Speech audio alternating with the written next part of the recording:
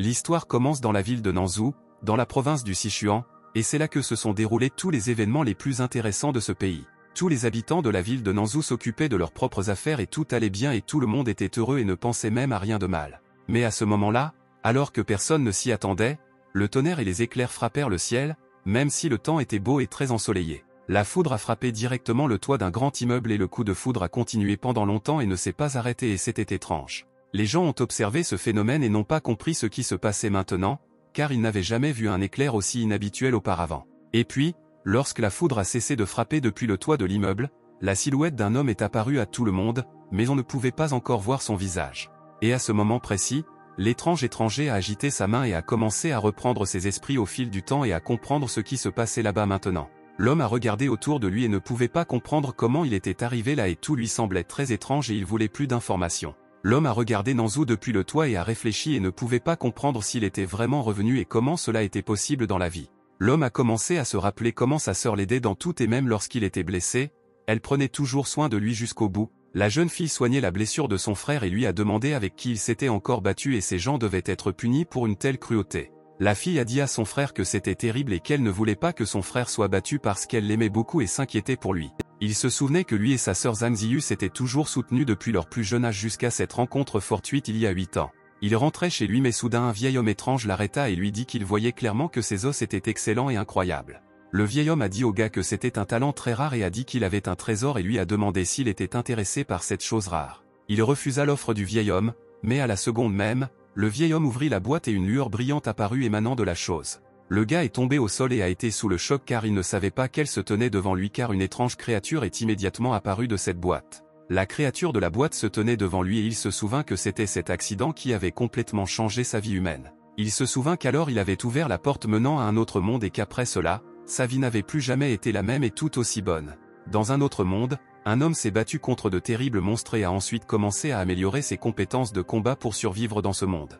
Il a rappelé que cette lutte sanglante contre les monstres avait duré 8000 ans et qu'il y avait vu de nombreuses sortes de monstres et de monstres. En fin de compte, ayant acquis un grand respect, il a simplement rencontré un immense vide et une solitude et il en était désolé. Les pensées sur la personne qui lui était chère et qui était restée sur terre ne quittaient pas du tout sa tête et il ne pouvait pas oublier sa sœur bien-aimée et douce. Finalement, il trouva un moyen inhabituel de surmonter le temps et l'espace et annonça à sa sœur qu'il revenait sur terre. Et en ce moment, il se promenait dans la ville de Nanzhou et planifiait ses projets futurs pour rencontrer sa sœur le plus tôt possible. Tous les gens l'ont filmé au téléphone et pensaient qu'il n'était pas une personne très adéquate, mais il ne se souciait pas de l'opinion des autres. Un homme marchait le long de la route et à ce moment précis, une voiture est apparue sur la route devant lui et a commencé à klaxonner pour lui demander de quitter la route. L'homme a regardé le conducteur et était très en colère parce qu'il lui avait manqué de respect et le conducteur a continué à klaxonner et à crier. Mais le conducteur ne s'attendait clairement pas à une telle réaction, et l'homme a balancé la main et s'est tenu dans une pose de combat devant la voiture et a voulu la heurter de toutes ses forces.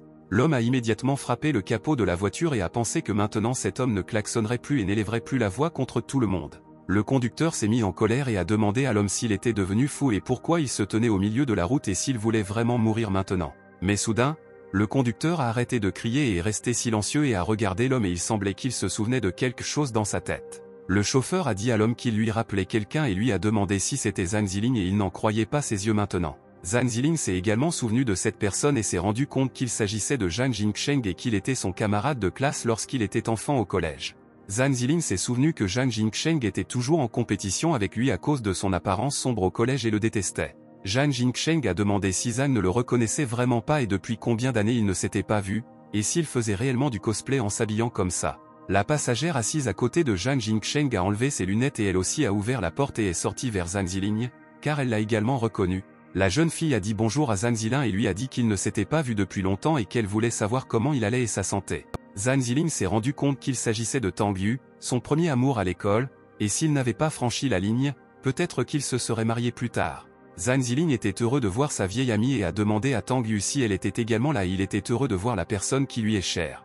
Zhang Ziling a demandé à Tang Yu si elle savait où se trouvait sa sœur maintenant et il voulait la voir parce qu'elle lui manquait beaucoup. Zhang Jingsheng a dit à Zhang qu'il avait demandé à la mauvaise personne et que même si cette zone avait été déplacée suite à la démolition, il ne savait pas où se trouvait sa sœur. Mais Zhang Jingsheng a dit à Zhang Ziling qu'il avait entendu dire que sa sœur avait été emmenée par une famille riche et qu'elle devrait donc être heureuse. Zhang Jingsheng a regardé Zhang Ziling et a dit que si nous supposons maintenant, elle vit bien mieux que son frère. Zhang Jingsheng a déclaré que dans le passé, lorsqu'il déménageait à cause d'une démolition, il ne l'avait pas retrouvé, lui et sa sœur, et n'avait reçu aucune compensation pour cela. Zhang Jingsheng a sorti de l'argent de la voiture et a demandé à Zhang Ziling de le prendre et d'ouvrir une entreprise, car il ne ressemblait plus à un mendiant sans abri. Zhang Ziling a regardé l'argent et a pensé qu'il avait raté tant d'événements importants et qu'il ne savait même pas où chercher sa sœur et comment la retrouver. Zhang Ziling a regardé son premier béguin au lycée et a commencé à se souvenir de ces années passées où tout allait très bien pour lui. Tang Yu a également regardé Zhang Ziling sans la quitter des yeux et elle voulait aussi revenir à l'époque où elle n'avait aucun problème. Tang Yu a dit au revoir à Zhang Ziling et est remonté dans la voiture, tandis que Zhang Jingsheng se tenait avec de l'argent dans les mains et attendait la réponse de son ami. Zhang Ziling a pris l'argent de Zhang Jingsheng et lui a dit merci parce qu'il n'avait pas d'argent et maintenant il pouvait le dépenser quelque part. Tang Yu a dit à Zhang Ziling que dans 5 jours au restaurant Zhang Zhukui, leur groupe organiserait une réunion de lycée. Tang Yu a demandé à Zhang Ziling s'il pouvait venir s'asseoir là et il a dit que s'il avait du temps libre, il viendrait là-bas. Zhang Jingsheng a dit à Zhang Ziling que s'il n'avait pas assez d'argent, il pouvait venir le voir parce qu'il avait besoin d'une femme de ménage rapide comme lui. Zhang Jingsheng a commencé à rire bruyamment et est immédiatement parti de là à grande vitesse et Zhang Ziling tenait l'argent dans sa main et était heureux. Zhang Ziling a immédiatement mis cet argent dans son anneau magique et a pensé que c'était bien d'avoir rencontré Zhang parce qu'il avait besoin d'argent. Zhang Ziling pensait qu'il devait maintenant trouver un appartement et aussi des vêtements de rechange et réfléchir à un plan d'action et à d'autres activités. Ziling pensait qu'il ne s'attendait pas à ce que cette tempête céleste non seulement affaiblisse sa force spirituelle, mais brise également la barrière de l'anneau. Zhang pensait qu'il s'en fichait d'avoir perdu cette pierre magique, ce médicament, le récipient magique et 6 artefacts aussi. Zhang Ziling s'est rendu compte qu'il lui faudrait prendre le temps de les retrouver sans tarder car ils étaient très importants pour lui. Après cela, Zhang Ziling a décidé de venir dans la banlieue du complexe résidentiel Xingfu pour se trouver un appartement dans cette zone. La femme a allumé la lumière et a montré son appartement à Zhang Ziling et a dit que ce frère était venu à l'adresse et qu'il y avait de meilleurs appartements là-bas. La femme a dit qu'il y avait 2 chambres, une salle de bain et un salon et que le rapport qualité-prix était tout simplement un miracle incroyable. La femme a dit que l'appartement était meublé et que le loyer annuel était à des conditions préférentielles et cela n'était vrai que pour elle. Zhang Ziling a dit à la femme que c'était un bon appartement et qu'il vivrait avec nous pour le moment jusqu'à ce qu'il devienne riche plus tard. Zhang Ziling pensait qu'il pouvait enfin se reposer et depuis son retour, il a décidé de prendre un bain et de se détendre un peu dans le bain.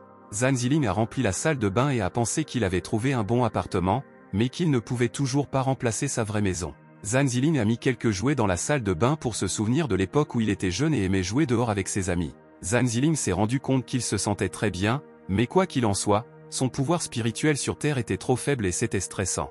Zhang Ziling s'est rendu compte que la récupération était très lente et pourtant il devait réfléchir à d'autres moyens et s'y adapter. Mais à ce moment-là, Zhang Ziling a entendu que quelqu'un avait ouvert la porte d'entrée et il a été surpris et a pensé qui était venu parce qu'il n'attendait personne. Une fille qui pouvait à peine se tenir debout est entrée dans la maison et il a à peine ouvert la porte d'entrée et semblait maintenant très ivre. La fille a dit que Banban Xiao pouvait encore boire, et elle s'est appuyée contre le mur pour éviter de tomber et a dit toutes sortes de bêtises sans rapport. La jeune fille a enlevé ses chaussures et a pensé qu'elle devait prendre un bain pour évacuer le stress et récupérer après une dure journée, puis se coucher. La fille a ouvert la porte de la salle de bain et a pensé que c'était bien qu'il n'y ait personne dans cette pièce et qu'elle seule puisse faire ce qu'elle voulait. Mais lorsqu'elle est entrée dans la salle de bain, la jeune fille s'est figée de surprise car elle y a vu un étranger et n'a pas compris comment il est apparu là-bas. Zhang Ziling a également regardé cette fille et est resté silencieux parce qu'il ne savait pas ce qu'il pouvait lui dire et ne comprenait pas pourquoi elle était entrée dans son appartement. Zhang Ziling a continué à regarder la fille pendant quelques minutes et a tout d'abord voulu obtenir d'elle des informations explicatives. Mais la fille a regardé Zhang Ziling et n'a rien dit parce qu'elle pensait qu'il était une personne dangereuse et qu'il pouvait lui faire du mal maintenant. Mais soudain, la fille a commencé à crier de toutes ses forces et a appelé les gens pour l'aider et a dit à Zhang Ziling de ne pas s'approcher d'elle. Les cris de la jeune fille pouvaient être entendus dans toute la maison et elle a dit qu'il y avait un bandit dans la maison qui pourrait la tuer et qu'elle avait très peur de cet homme. Quelques minutes plus tard, Zhang Ziling était assis sur le canapé et pensait que c'était injuste parce qu'il avait reçu une gifle de la part de cet inconnu. Zhang Ziling était assis sur le canapé à côté de cette fille et lui a demandé s'il était vraiment nécessaire de le frapper si fort et de le blesser. La jeune fille a dit à Sœur Qian qu'elle l'avait prévenu qu'elle paierait le loyer plus tard et comment pouvait-elle maintenant louer l'appartement à quelqu'un d'autre? La jeune fille a continué à parler au téléphone avec Sœur Qian et voulait qu'elle comprenne sa situation et qu'elle paierait certainement le loyer. Zhang Ziling l'a regardée et a pensé que si elle n'était pas une fille, il l'aurait frappée en retour après l'avoir frappée et assommée. La fille était très bouleversée et a expliqué pourquoi les choses ne se passent toujours pas comme prévu et comment Sœur Qian pouvait la traiter de manière si malhonnête. Zhang Ziling a demandé à la jeune fille ce qui lui était arrivé et y avait-il vraiment des arriérés de loyer et le locataire a-t-il renoncé à son appartement? La jeune fille a dit que pour certaines raisons, elle devait payer depuis plusieurs mois et qui savait que le propriétaire louerait la maison. Zhan Ziling a dit qu'il arrêterait de discuter de ce problème et a dit qu'il lui donnait la soirée pour faire ses valises et sortir de là rapidement. La fille a dit qu'elle n'avait pas un sou et qu'il parviendrait peut-être à un accord et qu'il la laisserait vivre là-bas pendant un certain temps jusqu'à ce qu'elle gagne de l'argent. Zhan Ziling a dit que maintenant il était le propriétaire et louait l'appartement et pourquoi diable devrait-il lui permettre de vivre dans son appartement. La fille a commencé à réfléchir à quoi répondre à Zhan Ziling pour qu'il lui permette toujours de rester dans l'appartement et ne la jette pas dans la rue la nuit. La jeune fille a eu une idée et a dit à Zhan Ziling qu'elle pourrait devenir sa femme de ménage pendant un certain temps et travailler pour payer le loyer. Zhan Ziling l'imaginait comme femme de ménage et il aimait vraiment ça et pensait que c'était une bonne idée de travail. Zhan Ziling a dit à la fille ce qu'il penserait et après quelques secondes, il lui a dit que c'était génial et que cela pourrait très bien lui convenir. Zhan Ziling a dit à la jeune fille qu'ils étaient alors d'accord et qu'à partir de demain, toutes les responsabilités de la lessive, du ménage, de la cuisine et du repassage lui incomberaient. Zhan Ziling pensait qu'après tout, on ne pouvait pas jeter de tels services gratuits et qu'il fallait toujours faire payer tout aux gens. Après cela, à minuit, Zhan Ziling s'est assis dans sa chambre et a commencé à entraîner ses compétences afin de ne pas oublier les anciennes techniques du monde. Zhan Ziling était assis dans son lit et était rempli d'énergie et des vagues bleues ont commencé à apparaître autour de son corps et il s'est détendu et a réfléchi. Mais à ce moment-là, quelque chose a détourné l'attention de Zhan Ziling et il a commencé à entendre des sons dans la pièce voisine et il s'est demandé ce que c'était. Zhan Ziling a immédiatement sauté hors de la pièce et a crié après la fille et lui a demandé ce qu'elle faisait au milieu de la nuit et dérangeait son voisin. Mais Zhan Ziling a vu que quelqu'un avait couvert la bouche de la jeune fille avec du ruban adhésif et l'avait attachée et qu'elle ne pouvait ni bouger ni parler et ne faisait que du bruit. Zhan Ziling a été choqué parce qu'il a vu que des hommes chez lui avaient attaché une fille et voulaient l'emmener la nuit sans faire de bruit. Zhan Ziling s'est demandé s'il s'agissait d'un enlèvement et que ces gens sont entrés par effraction dans sa maison si effrontément et que pouvait leur faire cette fille. L'homme a regardé son ami qui tenait la fille dans ses bras et ils ont réalisé qu'il n'avait pas besoin de témoins et qu'il devait s'occuper de lui. Et à ce moment précis, l'homme a couru vers Zhan Ziling et a voulu le frapper et il était armé, mais Ziling n'avait pas d'arme. Mais dès que le bandit s'est approché de lui, Zhan Ziling a frappé l'ennemi d'un coup de pied puissant dans le ventre et le bandit ne s'attendait clairement pas à cela de sa part. Le bandit a volé sur le côté suite à un tel coup et a atterri à côté de son ami et ils ont réalisé que Zhan Ziling n'était pas un type ordinaire. Le bandit a vu Zhan Ziling frapper son ami et a dit qu'il ne s'attendait pas à ce qu'il soit aussi capable et qu'il était un combattant très fort. Et puis le deuxième bandit a sorti son couteau et a dit à Zhan Ziling que maintenant il regretterait d'être né dans ce monde et qu'il le torturerait. Le bandit a rapidement couru vers Zhan Ziling et a balancé son couteau une fois pour toutes et a rapidement mis fin au combattant insolent. Le bandit a poignardé Zhan Ziling avec un couteau, mais soudain, Zhan a saisi son couteau avec deux doigts et n'a ressenti aucun danger de sa part. Zhan Ziling a continué à tenir le couteau du bandit avec ses doigts et il n'a pas compris comment cela était possible ni qui était ce combattant étranger. Le bandit regarda Zhan Ziling et ne savait plus ce qu'il pouvait faire avec un tel combattant car ses attaques étaient impuissantes contre un tel combattant. Et à ce moment précis, les yeux de Zhan Ziling ont commencé à briller et le bandit a eu peur et a pensé qu'il n'était définitivement pas une personne mais une créature. Et puis Zhan Ziling a expiré et a éclaboussé toute son énergie, et le bandit a ressenti toute sa puissance et s'est envolé au loin, quelque part sur le côté. Le bandit a laissé tomber la fille de ses mains et elle a commencé à tomber et Zhan Ziling s'est rendu compte qu'il devait la sauver rapidement, sinon elle heurterait le sol. Zhan Ziling a sauté de toutes ses forces et a attrapé fermement la fille et l'a empêchée d'être gravement blessée lorsqu'elle est entrée en collision avec le sol dur. Zhan Ziling était heureux de ne pas avoir perdu sa vitesse dans ce monde, il était également rapide et pouvait sauver tout le monde de telles situations. Zhan Ziling a atterri sur le sol et a réfléchi à la façon dont ces bandits pouvaient être liés à sa femme de ménage et il voulait connaître toute la vérité. Mais en se retournant, Zhan Ziling n'a pas remarqué les bandits sur le sol et c'était étrange et comment ont-ils pu s'enfuir si rapidement dans la rue. Zhan Ziling était très en colère et a dit qu'il ne voulait pas chasser ces gens aujourd'hui et qu'il voulait seulement se reposer dans sa chambre. La fille a commencé à dire quelque chose à Zhan Ziling, mais il ne l'a pas comprise et il s'est rendu compte qu'il devait retirer le ruban adhésif pour qu'elle puisse le dire.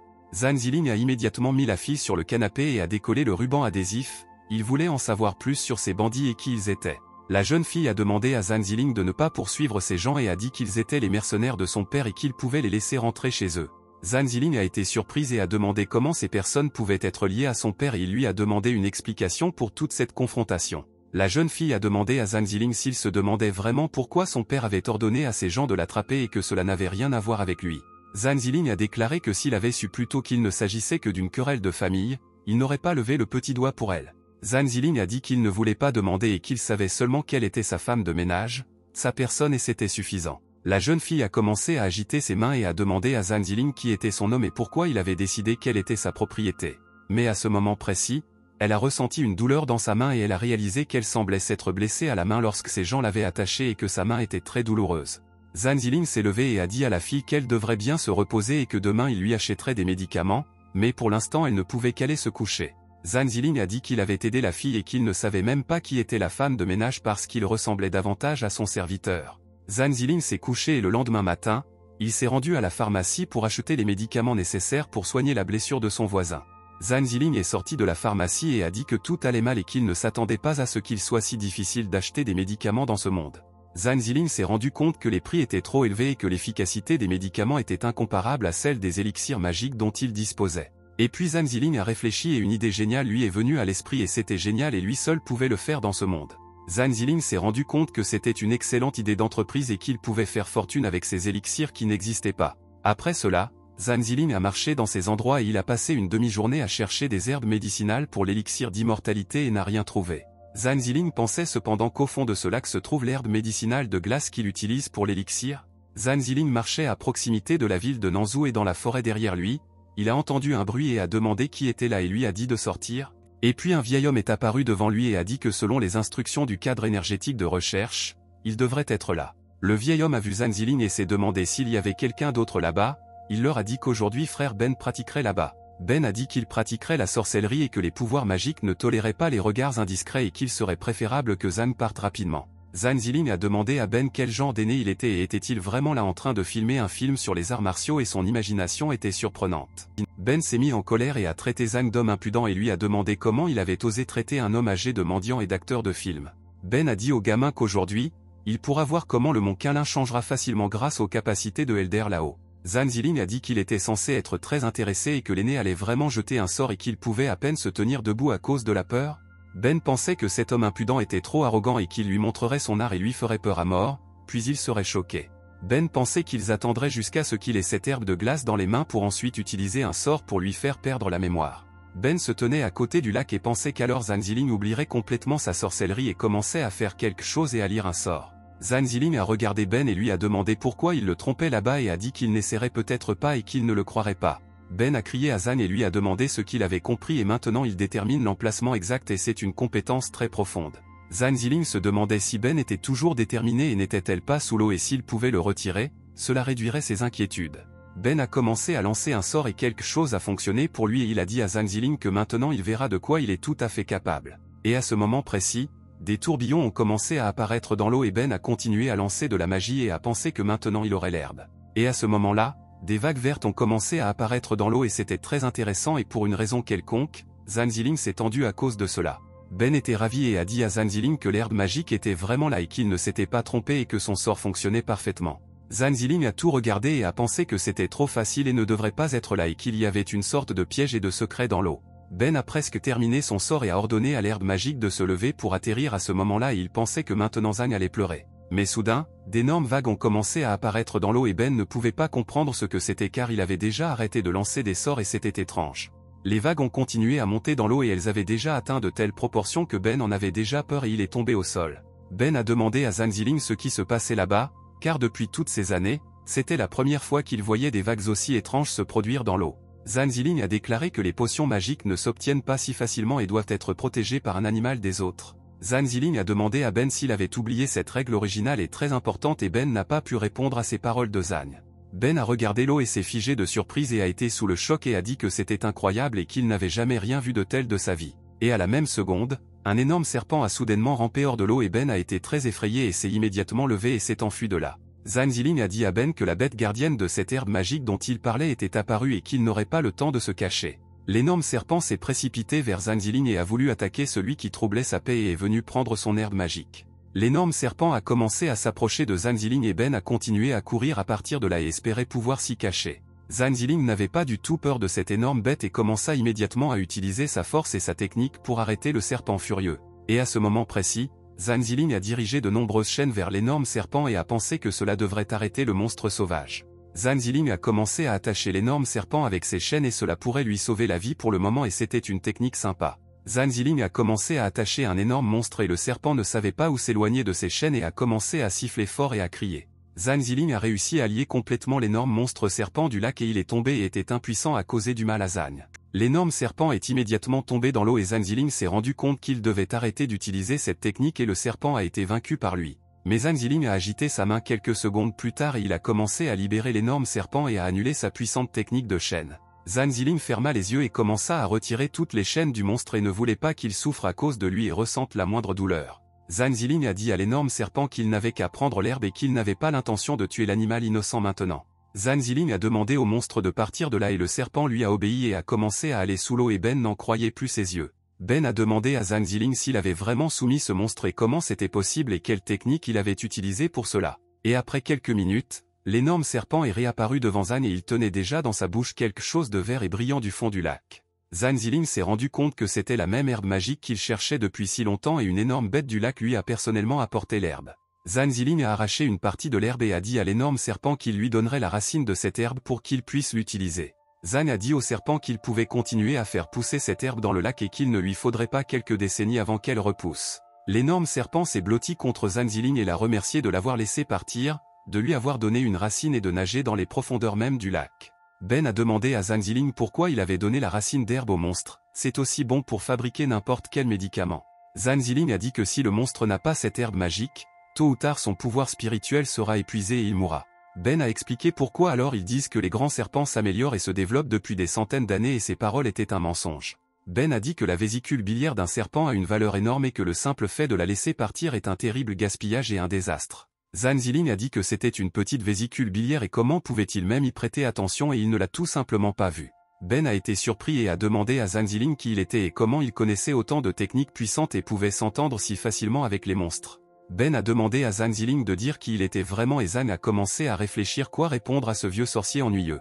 Zhang Ziling a dit qu'il était la lumière dorée des grottes de la montagne Qianyuan et aussi un surhomme, le seigneur de Tai Ling et un héros. Ben a demandé à Zhang Ziling s'il était le seigneur du ciel, le surhomme Tai, et Zhang a dit au vieux sorcier qu'il l'avait rapidement dénoncé. Ben a demandé à Zhang de ne pas être arrogant avec une force aussi insignifiante et il a juste fait semblant d'être impuissant et a regardé les compétences. Le vieil homme a dit que le nom de famille de Ben était Tan et qu'elle était très célèbre parmi les gens et a demandé à Zhang Ziling de le respecter en tant que professeur. Zhang Ziling a demandé si, lorsque Ben l'a vu pour la première fois, il l'avait appelé son élève et il semble que tout ce dont il a besoin, c'est de son herbe glacée. Et après ces mots, Zhang Ziling a disparu de là et Ben s'est retourné et était perdu et ne comprenait pas où cette personne impudente pouvait disparaître si rapidement. Zhang Ziling est rentré chez lui et a dit à la jeune fille qu'il ne s'attendait pas à ce que les dégâts causés par la perte de force soient aussi graves et puissants. Zhang a déclaré que seules 4 pilules pouvaient être préparées à partir de l'extrait de cette herbe et que l'ingrédient ajouté à l'herbe était difficile à trouver. La fille a dit à Zhang Ziling que ça sentait délicieux et lui a demandé si c'était du chocolat et si elle pouvait essayer l'un des bonbons. Zhang a dit que ce sont des pilules de Juyan et qu'elles restaureront complètement la force spirituelle, guériront les blessures et les maladies et prolongeront même la vie. La jeune fille a dit à Zhang Ziling qu'il mentait et qu'une seule barre de chocolat pouvait guérir toutes les blessures d'une personne et elle ne l'a pas cru du tout. Zhang Ziling a demandé à la jeune fille si elle savait où se trouvait le marché des herbes médicinales et il voulait y aller et regarder ces herbes. Après cela, Zhang Ziling est venu dans la partie sud de la ville et s'est rendu compte qu'il devait s'agir du marché aux herbes médicinales dont il avait beaucoup entendu parler. Zhang Ziling a regardé les herbes et a pensé qu'en ce moment, son pouvoir spirituel est très faible et qu'il doit donc prendre beaucoup de médicaments. Il devait d'abord trouver comment vendre les pilules d'âne, puis trouver comment acheter encore plus de ces herbes. Zhang Ziling se promenait dans le marché et inspectait les herbes, mais soudain quelqu'un l'a appelé et il s'est demandé qui pourrait reconnaître son nom sur ce marché. Zhang Ziling s'est retourné et le gars s'est tenu derrière lui et lui a demandé s'il était vraiment Zhang Ziling et s'il l'avait bien reconnu au marché. Zhang Ziling a vu ce type et s'est demandé si c'était Shen Yuan et il ne pouvait pas imaginer qu'il le verrait à cet endroit aujourd'hui. Zhang Ziling, sans bouger, a regardé directement dans les yeux de Shen Yuan et a réfléchi à ce qu'il devrait faire ensuite et comment agir dans une telle situation. Et à ce moment précis, Zhang Ziling s'est précipité sur Shen Yuan et tous les gens étaient sous le choc et ne comprenaient pas pourquoi ces gens se battaient entre eux. Zhang Ziling et Shen Yuan ont affronté leurs paumes et ont vérifié qui avait le plus de force et de puissance et ils se sont mis la pression l'un sur l'autre. Zhang Ziling et Shen Yuan ont convenu qu'ils s'affronteraient dans leurs applaudissements et ils ont commencé à préparer une attaque pour se frapper maintenant. Shen Wang a souri et a commencé à utiliser une technique appelée vague d'applaudissements et a déclaré que cette attaque était difficile à défendre. Zhang Ziling n'a pas hésité et a immédiatement utilisé la technique de défense par applaudissement et a dit à Shen que son attaque ne pourrait pas l'atteindre. Et immédiatement après cette attaque, Zhang Ziling était bouleversé et a dit qu'il avait perdu et Shen Yuan était heureux d'avoir réussi à gagner contre Zhang. Shen Yuan a dit au scélérat Zhang que combien d'années s'étaient écoulées depuis qu'il ne s'était pas vu et qu'il était tout aussi malchanceux et où était-il. Zhang Ziling a souri et a dit à Shen Yuan que c'était une longue histoire et qu'il est venu au marché pour acheter certains de tous les médicaments. Shen Yuan a dit à Zhang qu'il connaissait tous les propriétaires locaux et qu'ils iraient ensemble chercher quelque chose pour que son ami ne soit pas trompé par des voleurs. Shen Yuan a dit à Zhang qu'après cela, il lui offrirait un déjeuner et combien de temps il ne s'était pas vu et qu'il devait simplement se saouler et se souvenir de tout. Shen Wang a déclaré que la zone commerçante était divisée en 2 parties et qu'à droite, il y avait une foule de gens achetant des médicaments ordinaires bon marché. Et sur le côté gauche il y avait l'antiquité grise et il y avait peu de monde et tous les riches étaient là et on peut même acheter du ginseng centenaire. Shen Yuan a dit à Zhang Ziling que cependant, ce n'était pas l'endroit où elle et lui pouvaient aller et qu'il devait aller du bon côté et acheter des herbes. Zhang se figea sur place et regarda l'antiquité grise sur le côté gauche du marché et pensa que c'était étrange et était-ce vraiment la section du pouvoir spirituel. Et à ce moment-là, Zhang Ziling a couru de toutes ses forces vers la gauche et Shen Yuan lui a dit qu'il avait couru dans la mauvaise direction et que ce n'était pas l'endroit pour eux. Shen Yuan s'est demandé pourquoi il s'était impliqué avec ce type gênant et depuis les temps anciens, il s'est toujours distingué en ne suivant pas les ordres. Shen Yuan a demandé à Zhang Ziling d'arrêter, mais il a continué à courir sans arrêt vers le côté gauche du marché et n'a pas du tout écouté son ami. Zhang Ziling s'est retrouvé devant le temple des 100 trésors de la modernité et s'est rendu compte que le pouvoir spirituel avait disparu, mais de toute façon il était à l'intérieur du bâtiment. Zhang Ziling se tenait devant le temple Bebao Tongjin et à ce moment-là, Shen a couru vers lui et lui a dit qu'il avait couru vite et avait failli mourir. Shen Yuan a dit à son ami que Bebao Tongjin n'est pas un endroit où ils peuvent entrer et qu'il ferait mieux de sortir de là avant qu'il ne soit trop tard. Mais une minute après ces mots, des gardes sont apparus devant eux et leur ont dit de rester immobiles et Shen Yuan s'est rendu compte que c'était un problème. L'agent de sécurité a dit à Zhang que les étrangers n'étaient pas autorisés à s'approcher de l'entrée de leur magasin et lui a dit de quitter rapidement les lieux. Shen Yuan s'est tenu devant son ami et a demandé aux gardes de ne pas jurer et a dit que son ami venait de se perdre et qu'il partait déjà de là. Shen Yuan a dit à Zhang que les gens ordinaires n'y vont pas et récemment, un grand commerçant est entré par effraction et a fini par être sévèrement battu. Shen Yuan a déclaré que du jour au lendemain, son entreprise avait été rachetée par quelqu'un et Zhang Ziling a demandé ce qui se cachait derrière ce Bebao Tongjin. Shen a déclaré que la rumeur disait qu'il s'agissait de la plus grande plateforme d'enchères et de commerce ayant le droit d'importer de nombreuses marchandises. Zhang Ziling a déclaré que cela ne pouvait pas être mieux et qu'il craignait simplement qu'un bon produit n'ait pas encore trouvé son meilleur acheteur. Shen Yuan s'est figé de surprise et a demandé à Zhang Ziling s'il l'écoutait et ce qu'il venait de lui dire pendant quelques minutes. Le garde a ri et a dit à Zhang que si vous additionnez le coût total pour lui, cela ne dépasserait pas 200 yuan et ce n'est pas suffisant. Le gardien a demandé à Zhang s'il voulait vraiment entrer et acheter quelque chose, et il leur a semblé qu'il allait au magasin pour vendre ses chiffons. Zhang Ziling a demandé au garde de s'arrêter et a demandé s'il pouvait arrêter de juger les gens sur leur apparence, ce qui est très anticulturel.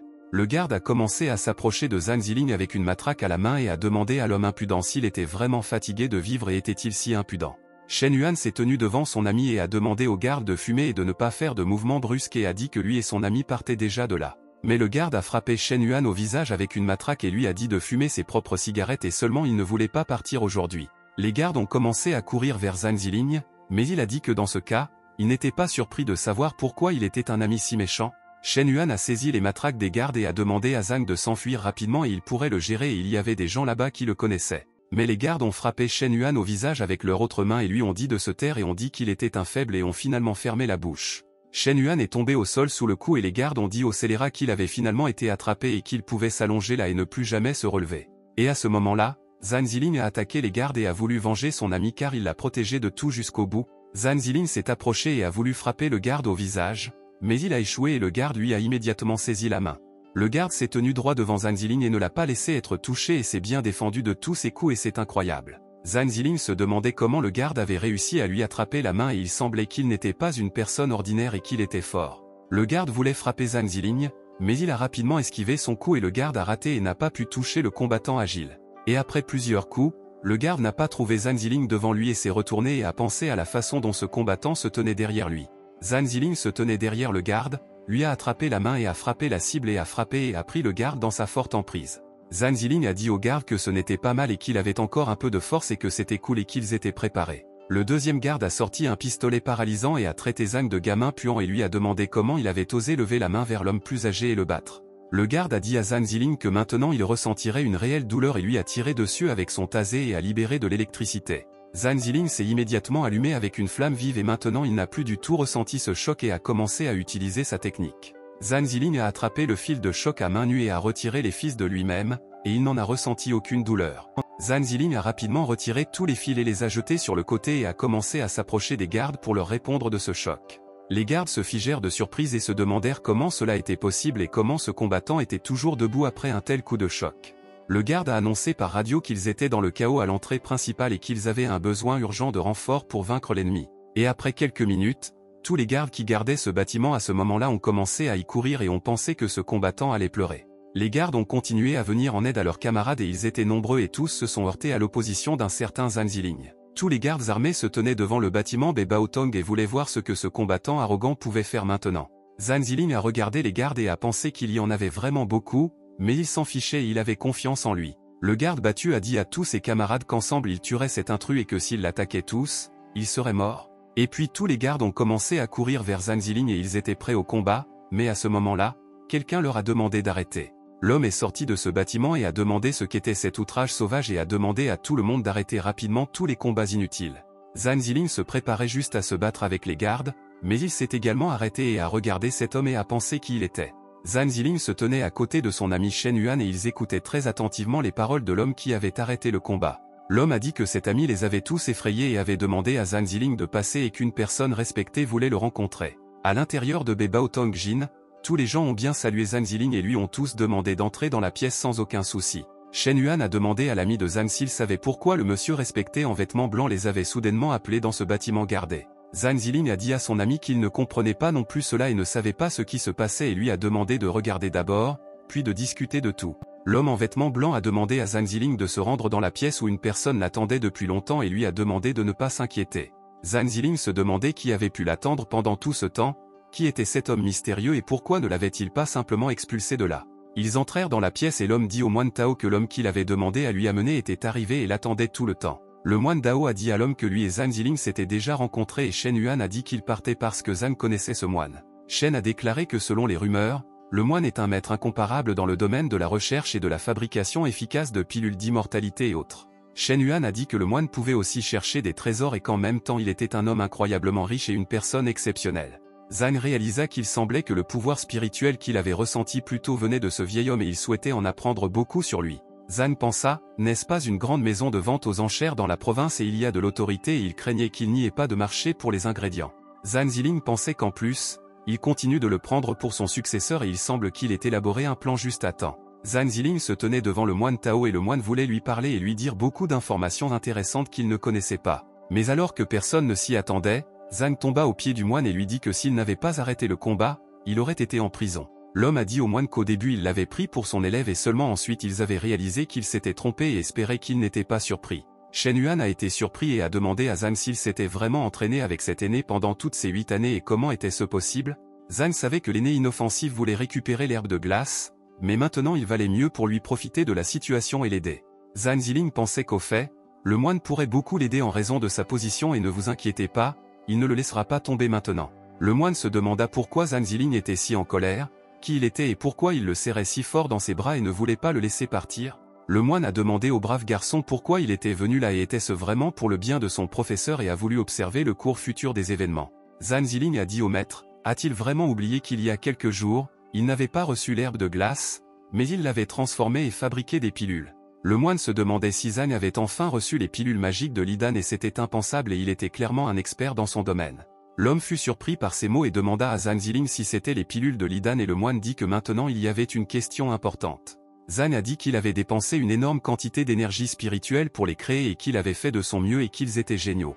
Zhang Ziling a dit à l'homme que ces pilules non seulement guérissent les blessures mais augmentent également l'espérance de vie et c'est vrai. Zhang Ziling a donné une pilule à Shen Yuan et le moine a demandé de quel genre d'absurdité il s'agissait et il a demandé de le laisser regarder les pilules. Après quelques minutes, Shen Yuan s'est immédiatement transformé et il a immédiatement senti l'effet de cette pilule et ses blessures ont disparu et il est devenu en bonne santé. L'homme a demandé à l'aîné s'il voulait vraiment mettre ces pilules en vente parce qu'il avait vu leurs effets de ses propres yeux. Le moine a dit qu'il aimerait avoir un tel médicament et que c'est une chance et cette connaissance a été complètement transférée à son receveur et il était formidable. Zhang Ziling leur a dit qu'il n'avait pas encore de téléphone portable et pour leur dire quelque chose, il contacterait son ami qui rayonnait de bonheur. L'homme a dit que dans ce cas, il prévoyait de les envoyer directement à la vente aux enchères et d'en informer toutes les personnes importantes du Sichuan. Tout le monde vaquait à ses occupations et Zhang Ziling et le moine étaient seuls dans la pièce et pouvaient maintenant avoir une conversation à cœur ouvert sur les pilules. Le moine a demandé à Zhang qui il était et, contrairement aux autres pratiquants, il lui a fait croire en des personnes si incroyables. Il a dit que son nom est Zhang Ziling et que d'autres choses sont toujours difficiles à divulguer, mais s'ils coopèrent, ils en bénéficieront. Et pour préparer les pilules d'immortalité, il y avait de tout, des livres rares et tout le reste, mais il lui manquait juste le matériel pour les médicaments. Le moine a demandé à Zhang Ziling de ne pas s'inquiéter et de suivre le vieil homme et alors tout irait bien et ils feraient des affaires tous les deux. Le moine a amené Zhang Ziling dans une pièce de ce bâtiment et a collé un énorme dessin sur le mur et a dit que maintenant il serait surpris par quelque chose. Et à ce moment précis, le mur a commencé à se déplacer vers le haut et une brillante lueur dorée a immédiatement commencé à apparaître dans la pièce et il faisait frais. Et puis la porte s'est complètement ouverte et Zhang Ziling a demandé au moine ce que c'était parce qu'il ne s'attendait pas à voir cela et a été très surpris. Zhang Ziling a vu des gens debout dans cette pièce et vérifiant des artefacts et des trésors de valeur, et il y avait beaucoup de choses rares là-bas. Le moine a dit que Bebao Tongjin était un très grand marché aux enchères il y a plus de 100 ans et que tous les riches s'y rendaient souvent. Le moine a dit à Zhang que c'était l'un des rares endroits pour des choses inhabituelles et qu'il pouvait y trouver tout ce qu'il voulait trouver. Après cela, Shen et Zhang sont sortis et Shen a dit à son ami qu'il ne s'attendait pas à ce qu'il disparaisse avant quelques années pour devenir un tel talent. Shen Yuan a demandé à son ami que cette fois il revenait spécifiquement pour rencontrer son ami et Zhang lui a demandé de terminer. Zhang Ziling a demandé à Shen Yuan de mieux lui dire ce qui est arrivé à sa sœur et s'il connaissait des informations sur elle. Shen Yuan a dit qu'à cette époque, il avait des problèmes dans sa famille et qu'il n'avait même pas le temps d'y prêter attention. Shen Yuan a dit à Zhang qu'il avait seulement entendu dire qu'elle avait été recueillie par une famille riche et qu'après cela, il n'avait eu aucune nouvelle. Shen Yuan a demandé à son ami de se remonter le moral car il ne s'était pas vu depuis tant d'années et il n'avait pas oublié qu'il se saoulerait ce soir. Shen Yuan a demandé à son ami de dire un bon mot à cet aîné et Zhang Ziling a dit qu'il lui parlerait à sa place. Zhang Ziling pensait que maintenant le vieil homme était probablement en train d'évaluer ses pertes parce qu'il lui avait raconté beaucoup de mots et beaucoup d'histoires différentes. Zhang Ziling s'est souvenu de ce qu'il avait dit au vieil homme pour qu'il n'oublie pas d'abord d'envoyer ses trésors chez lui et qu'il le laisse tomber. Shen a amené un ami dans un restaurant et lui a demandé de ne pas regarder le fait que ce restaurant est petit mais que tout Nanzhou y dîne toujours. Shen Yuan a dit à Zhang Ziling que quel que soit le montant d'argent, les gens ordinaires aiment y manger et passer un bon moment ensemble. Et quand ils sont entrés dans le restaurant, Shen Yuan a été surpris et s'est demandé pourquoi il y avait tant de monde là-bas et avait-il vraiment une sorte de promotion. Shen Yuan pensait qu'il s'était peut-être trompé de restaurant, car les autres jours, il n'y avait pas une telle file d'attente et il ne savait pas pourquoi tout le monde venait. Zhang Ziling a déclaré que rien de grave ne s'était produit et qu'il pouvait attendre et bien manger dans cet excellent établissement. La voisine Zhang Ziling était également assise dans ce restaurant et elle a dit qu'elle avait enfin son tour et qu'elle allait maintenant s'amuser là-bas. La fille s'est assise et a mangé sans arrêt et les gens ont dit que maintenant cette fille allait se saouler et qu'on ne pouvait plus l'arrêter maintenant. La fille a continué à manger sans interruption et ne regardait pas les gens autour d'elle dans le restaurant et elle ne se souciait pas de leurs opinions. Mais à ce moment-là, Zhang Ziling s'est soudainement approché d'elle et lui a demandé comment elle allait et comment elle se sentait et lui a demandé de ne pas s'étouffer avec de la nourriture. La fille a été surprise et l'a traité d'idiot et lui a demandé qui avait osé la déranger à un moment aussi important et la distraire de la nourriture. Zhang Ziling a dit qu'elle n'avait pas d'argent pour payer le loyer de l'appartement ou qu'elle gaspillait tout son argent. L'humeur de la fille a immédiatement chuté et elle a demandé si c'était Zhang Ziling et elle ne s'attendait pas à y voir son voisin. Shen Yuan a immédiatement approché Zhang Ziling et lui a demandé s'il connaissait vraiment cette beauté et qu'elle était belle et qu'il l'aimait bien. La fille a demandé à Zhang Ziling si elle ne pouvait pas dépenser ses économies en sacrifice pour son estomac parce qu'elle avait très faim aujourd'hui. Shen Yuan a déclaré que comme même certaines personnes n'étaient pas laissées de côté à cause de cela, il a invité un ami aujourd'hui et ils se sont réunis pour le dîner. Shen Yuan a demandé à Zhang Ziling s'il pouvait le présenter à sa fiancée et Zhang a dit que c'était un mensonge et qu'elle n'était pas sa petite amie. La fille s'est mise en colère et a pensé quel genre d'ami étrange de son voisin Zhang Ziling était et disait des choses très étranges et ridicules. Shen Yuan a demandé au serveur 2 personnes supplémentaires à cette table et il voulait s'asseoir jusqu'au matin et s'amuser et boire de bon cœur. La jeune fille a demandé à Zhang Ziling s'il serait en colère contre la personne qui vit chez lui et fait ses tâches ménagères. La fille a également commandé des côtes de porc frites et 3 poulets, ainsi que du bœuf avec une sauce épicée, et elle voulait manger tout cela elle-même jusqu'à la fin. Et puis, alors qu'ils attendaient leur nourriture, quelqu'un a appelé, s'est approché de Zhang Ziling et Shen Yuan et leur a dit, était-ce vraiment eux et il n'en croyait pas ses yeux. Zhang Jingsheng se tenait à côté d'eux avec une fille et a dit qu'il ne s'attendait jamais à voir de vieux visages familiers dans ce restaurant. Zhang Ziling et Shen Yuan ont regardé Zhang avec des bêtises et n'ont pas voulu communiquer avec cet homme parce qu'il les dégoûtait. La fille à côté de lui a demandé à Zhang Jingsheng s'ils étaient amis et il a dit que ces deux-là n'étaient que ses anciens camarades de classe. La fille a dit à Zhang Jingsheng que sa femme avait faim et ne voulait pas faire la queue, et Zhang était d'accord avec elle et a dit qu'il résoudrait tout. Zhang Jingsheng a demandé à Zhang Ziling de voir qu'il n'y avait pas de place dans ce café et pour y remédier, il devrait lui donner une table. Zhang Ziling a dit qu'il avait refusé de faire cela et qu'il devait immédiatement partir car il n'avait rien d'autre à dire. Zhang Jingsheng a à ce moment-là jeté une liasse d'argent sur la table devant Zhang Ziling et a demandé si cela manquait vraiment et il pourrait ajouter. Shen Yuan a claqué sa main sur la table et a dit à Zhang Jingsheng qu'il lui avait déjà dit non et lui avait dit de sortir de là rapidement. Zhang Jingsheng a dit à Shen Yuan qu'il savait qu'il était dans une situation difficile dans ce cas et qu'il pouvait ajouter de l'argent et tout compenser. Zhang Ziling a demandé de quoi il s'agissait et Zhang a demandé s'il ne le savait pas et si ses parents exécutaient un programme et empêchaient la démolition de cette maison. Zhang Jingsheng a déclaré que les personnes âgées qui ne veulent pas déménager peuvent être facilement résolues ou aggravées et ce qu'il voulait faire. Shen Yuan était très en colère contre Zhang Jingsheng et l'a traité de brute et a sauté vers lui avec l'intention de frapper ce scélérat de toutes ses forces. Shen Wang voulait juste frapper Zhang Jingsheng mais ses gardes sont immédiatement apparus devant lui et ont empêché son point de frapper l'ennemi. L'agent de sécurité de Zhang Jingsheng a balancé sa main et a voulu riposter à Shen Yuan et le punir pour avoir tenté de frapper son patron Zhang. La main du garde a presque touché le visage de Shen Yuan et il a pensé qu'il avait attaqué le scélérat en vain et qu'il allait maintenant recevoir un coup du garde. Mais au dernier moment, Zhang Ziling a réussi à saisir la main du garde et à sauver son ami des blessures et a commencé à serrer fermement la main du garde. Zhang Ziling a dit au garde de sortir de là et de ne pas gêner lui et ses amis en passant un bon moment ensemble et en profitant de leurs vacances. L'agent de sécurité a crié dans tout le restaurant et a demandé à Zhang Ziling de lâcher sa main parce qu'il souffrait beaucoup et n'en pouvait plus. Zhang Ziling a utilisé la technique et le garde s'est envolé à quelques mètres de lui et il s'est assis par terre et a pensé que Zhang était puissant. L'agent de sécurité est tombé à côté de son patron Zhang Jingsheng et a pensé qu'ils auraient dû s'en prendre à ce combattant enragé parce qu'il était fort. Zhang Jingsheng a dit à Zhang Ziling qu'il connaîtrait tout le poids de sa colère et comment il avait osé lever la main contre son fidèle garde. Zhang Jingsheng a pointé son doigt vers Zhang Ziling, puis il a attrapé son doigt et a commencé à le serrer pour que cela lui fasse mal et qu'il ne le lâche pas. Zhang Jingsheng a demandé à Zhang Ziling de le laisser partir et comment pourrait-il oser attraper son doigt et l'interrompre en parlant. Zhang Jingsheng a relâché son doigt et a dit à Zhang Ziling qu'il était un connard et qu'il paierait pour cet acte et qu'il le punirait pour cela. Zhang Ziling a regardé Zhang Jingsheng d'un air menaçant et lui a ordonné de s'éloigner de là et de ne plus jamais apparaître dans ses yeux. Le garde et la femme de Zhang Jingsheng ont regardé Zhang Ziling et ils ont réalisé que malheureusement ils ne pouvaient rien faire avec le combattant.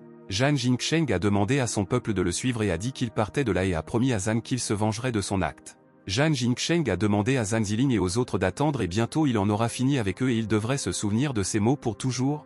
Après cela, Zhang Ziling est rentré chez lui avec la fille et ils ont dû se reposer et oublier les événements d'hier au restaurant.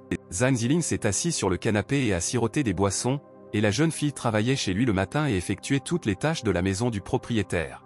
Zhang Ziling lui a dit que plusieurs jours s'étaient écoulés et qu'il n'y avait aucune nouvelle de la vente aux enchères, et comment pouvait-il maintenant acheter des herbes médicinales sans argent? Zhang Ziling a demandé à la fille qu'il devrait peut-être aller au plus profond des montagnes et y chercher des herbes, puis quelqu'un a frappé à sa porte d'entrée. Et puis Shen Yuan est venu lui rendre visite et a dit à Zhang qu'il devait aller à la réunion des anciens élèves et pourquoi était-il toujours assis à la maison comme ça. Zhang Ziling a posé des questions sur la réunion des anciens élèves et il l'a presque oublié. Shen Yuan a été choqué et lui a demandé s'il était sérieux. Shen Yuan a demandé à la mariée si elle irait à cette réunion et tous leurs camarades de classe pourraient amener des membres de leur famille et elle pourrait y aller. La fille a pensé à une fête et à un dîner avec ses élèves et s'est rendu compte qu'il y aurait de la viande et beaucoup de nourriture et que cela convenait parfaitement à son estomac. La fille était très heureuse et a dit aux étudiants qu'elle voulait aussi les accompagner et leur a demandé de l'attendre et a dit qu'elle s'habillait. Zhang Ziling a demandé ce qui était amusant de rencontrer ses camarades de classe, car s'asseoir avec eux était très inintéressant. Une seconde plus tard, la fille est apparue devant Zhang Ziling dans une belle robe et il a pensé à quel genre de transformation il s'agissait en juste une seconde. Après cela, ils se sont rendus tous les trois à l'hôtel Jiangzuzi où se tenait à ce moment-là une réunion d'anciens élèves et beaucoup voulaient se voir. Tous les anciens étudiants s'amusaient au restaurant et discutaient entre eux, ils s'amusaient beaucoup et étaient heureux de rencontrer les diplômés. Pour cette réunion, les étudiants ont choisi un très bon endroit et tout le monde a bu un verre et les étudiants un par un ont commencé à se rassembler dans ce restaurant. La fille s'est assise et a continué à manger sans s'arrêter et Zhang Ziling a dit qu'elle avait déjà beaucoup mangé et comment n'a-t-elle pas encore éclaté? Shen Yuan a remis un téléphone portable à Zhang Ziling et a dit que le patron Liu avait préparé le téléphone spécialement pour lui il y a quelques jours. Shen Yuan a dit à Zhang qu'il avait ensuite oublié de lui donner le téléphone et que les contacts y étaient déjà enregistrés, y compris les organisateurs des enchères. Zhang Ziling a déclaré que ce téléphone était très grand et s'est rappelé que son Nokia à bouton poussoir était si pratique à utiliser à cette époque. Zhang Ziling regardait son nouveau téléphone et l'étudiait et Shen Yuan a dit à son ami que le téléphone aurait dû être retourné en premier. Shen Yuan a montré et dit que cela était nécessaire pour filmer des vidéos ou des photos, et que c'était pour la communication, les appels et les lettres aux amis. Zhang Ziling pensait qu'au cours de ces 8 années d'absence, les téléphones avaient subi des changements majeurs et étaient désormais difficiles à utiliser. Les disciples ont demandé à regarder Maître Zhang et ont dit qu'ils formaient un très beau couple et qu'elle était toujours belle des années plus tard. L'autre s'est approché de lui et lui a dit que le président Zhang Jingsheng était également là et il lui a demandé s'il pouvait lui dire quelques mots pour eux. Zhang Jingsheng a dit à tous les élèves qu'ils ne s'étaient pas vus depuis le collège et il était heureux de rencontrer tout le monde aujourd'hui et a dit merci. Zhang Jingsheng a dit qu'il se trouvait que cet endroit appartenait à la famille Zhang, donc aujourd'hui tout était assez frais et c'était du cœur. Tous les étudiants ont dit que le président Zhang était le meilleur et qu'il était si beau et ils ont demandé à boire pour une personne si généreuse et gentille. La fille a demandé à Zhang Ziling pourquoi cette viande avait soudainement cessé de sentir et Shen Yuan lui a demandé de ne pas réfléchir et de simplement manger. L'étudiant s'est approché de Zhang Ziling et Shen Yuan et leur a dit que tout le monde boit et qu'ils ne sont pas spéciaux et que lui et sa petite amie devraient boire. La fille a demandé à l'étudiant pourquoi il devrait le respecter et il a dit à Zhang Ziling que sa petite amie était une femme tellement inculte. L'étudiante a dit que Zhang Jingsheng accueille toujours si chaleureusement tous les invités et qu'elle ne l'a pas remercié et a demandé pourquoi il en était ainsi. Zhang Ziling a dit à l'élève de Chu Kui qu'il était plutôt content de tout, donc son comportement ne le regardait pas et ne le concernait pas. L'étudiant a dit qu'il était gêné et qu'il savait que le président lui avait donné de l'argent mais il l'a blessé et sa main était toujours enveloppée. Zhang Ziling s'est retourné et a dit à l'étudiant qu'il était très doué pour l'exagération et qu'il pouvait travailler comme conteur. Et à ce moment-là, toutes les filles se sont rassemblées devant Zhang Jingsheng et ont demandé au président comment il se sentait et si tout allait bien. Le président Zhang Jingsheng a dit aux anciens étudiants que tout allait très bien et leur a demandé de ne pas s'inquiéter pour lui et de s'y reposer. Les étudiants ont dit à Zhang Ziling qu'il avait dépassé les limites et lui ont demandé de s'excuser rapidement auprès du président pour cet acte ignoble. Les étudiants ont dit à Zhang Ziling que le président Zhang Jingsheng était si bon et qu'il lui avait prêté de l'argent mais qu'il s'est avéré être un traître. Zhang Ziling a dit aux étudiants que c'était si étrange qu'il reste là et le gronde sans vraiment rien savoir et défendre Zhang. Le président Zhang Jingsheng a remercié les étudiants pour leur soutien mais leur a demandé d'oublier cela et de ne le laisser blesser personne d'autre. Les disciples ont dit à Zhang Jingsheng que même s'il était si miséricordieux, de telles choses ne pouvaient être ignorées. L'étudiant a dit à Zhang que des salauds comme lui étaient un fardeau pour leur société colorée et ils ont dit qu'ils ne pouvaient pas les laisser partir si facilement. Tous les étudiants étaient d'accord avec leur ami et ont dit à Zhang Ziling qu'il avait tout dit correctement et qu'il devait s'expliquer à Zhang. Mais à ce moment-là, Shen Yuan ne pouvait pas le supporter et a attrapé une bouteille de vin et l'a brisée, frappant la table, il a attrapé la bouteille et lui a dit de se taire. Zhang Ziling a demandé à Shen Yuan d'oublier ses étudiants et c'était tellement ennuyeux et inintéressant et lui a demandé de partir de là maintenant.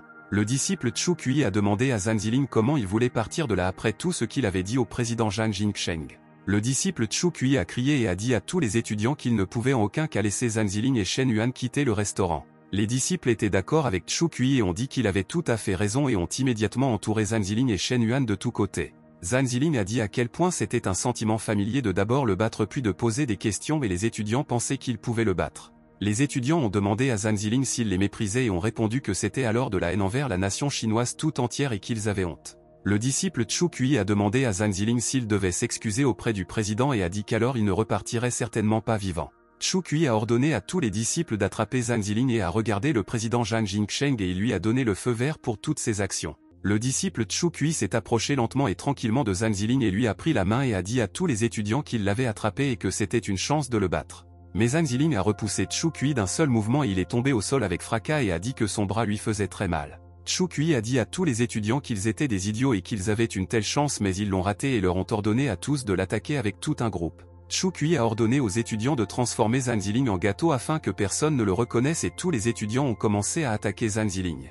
L'étudiant s'est approché de Zhang Ziling et a voulu frapper, mais Zhang s'est facilement défendu de son coup et lui a même attrapé la main.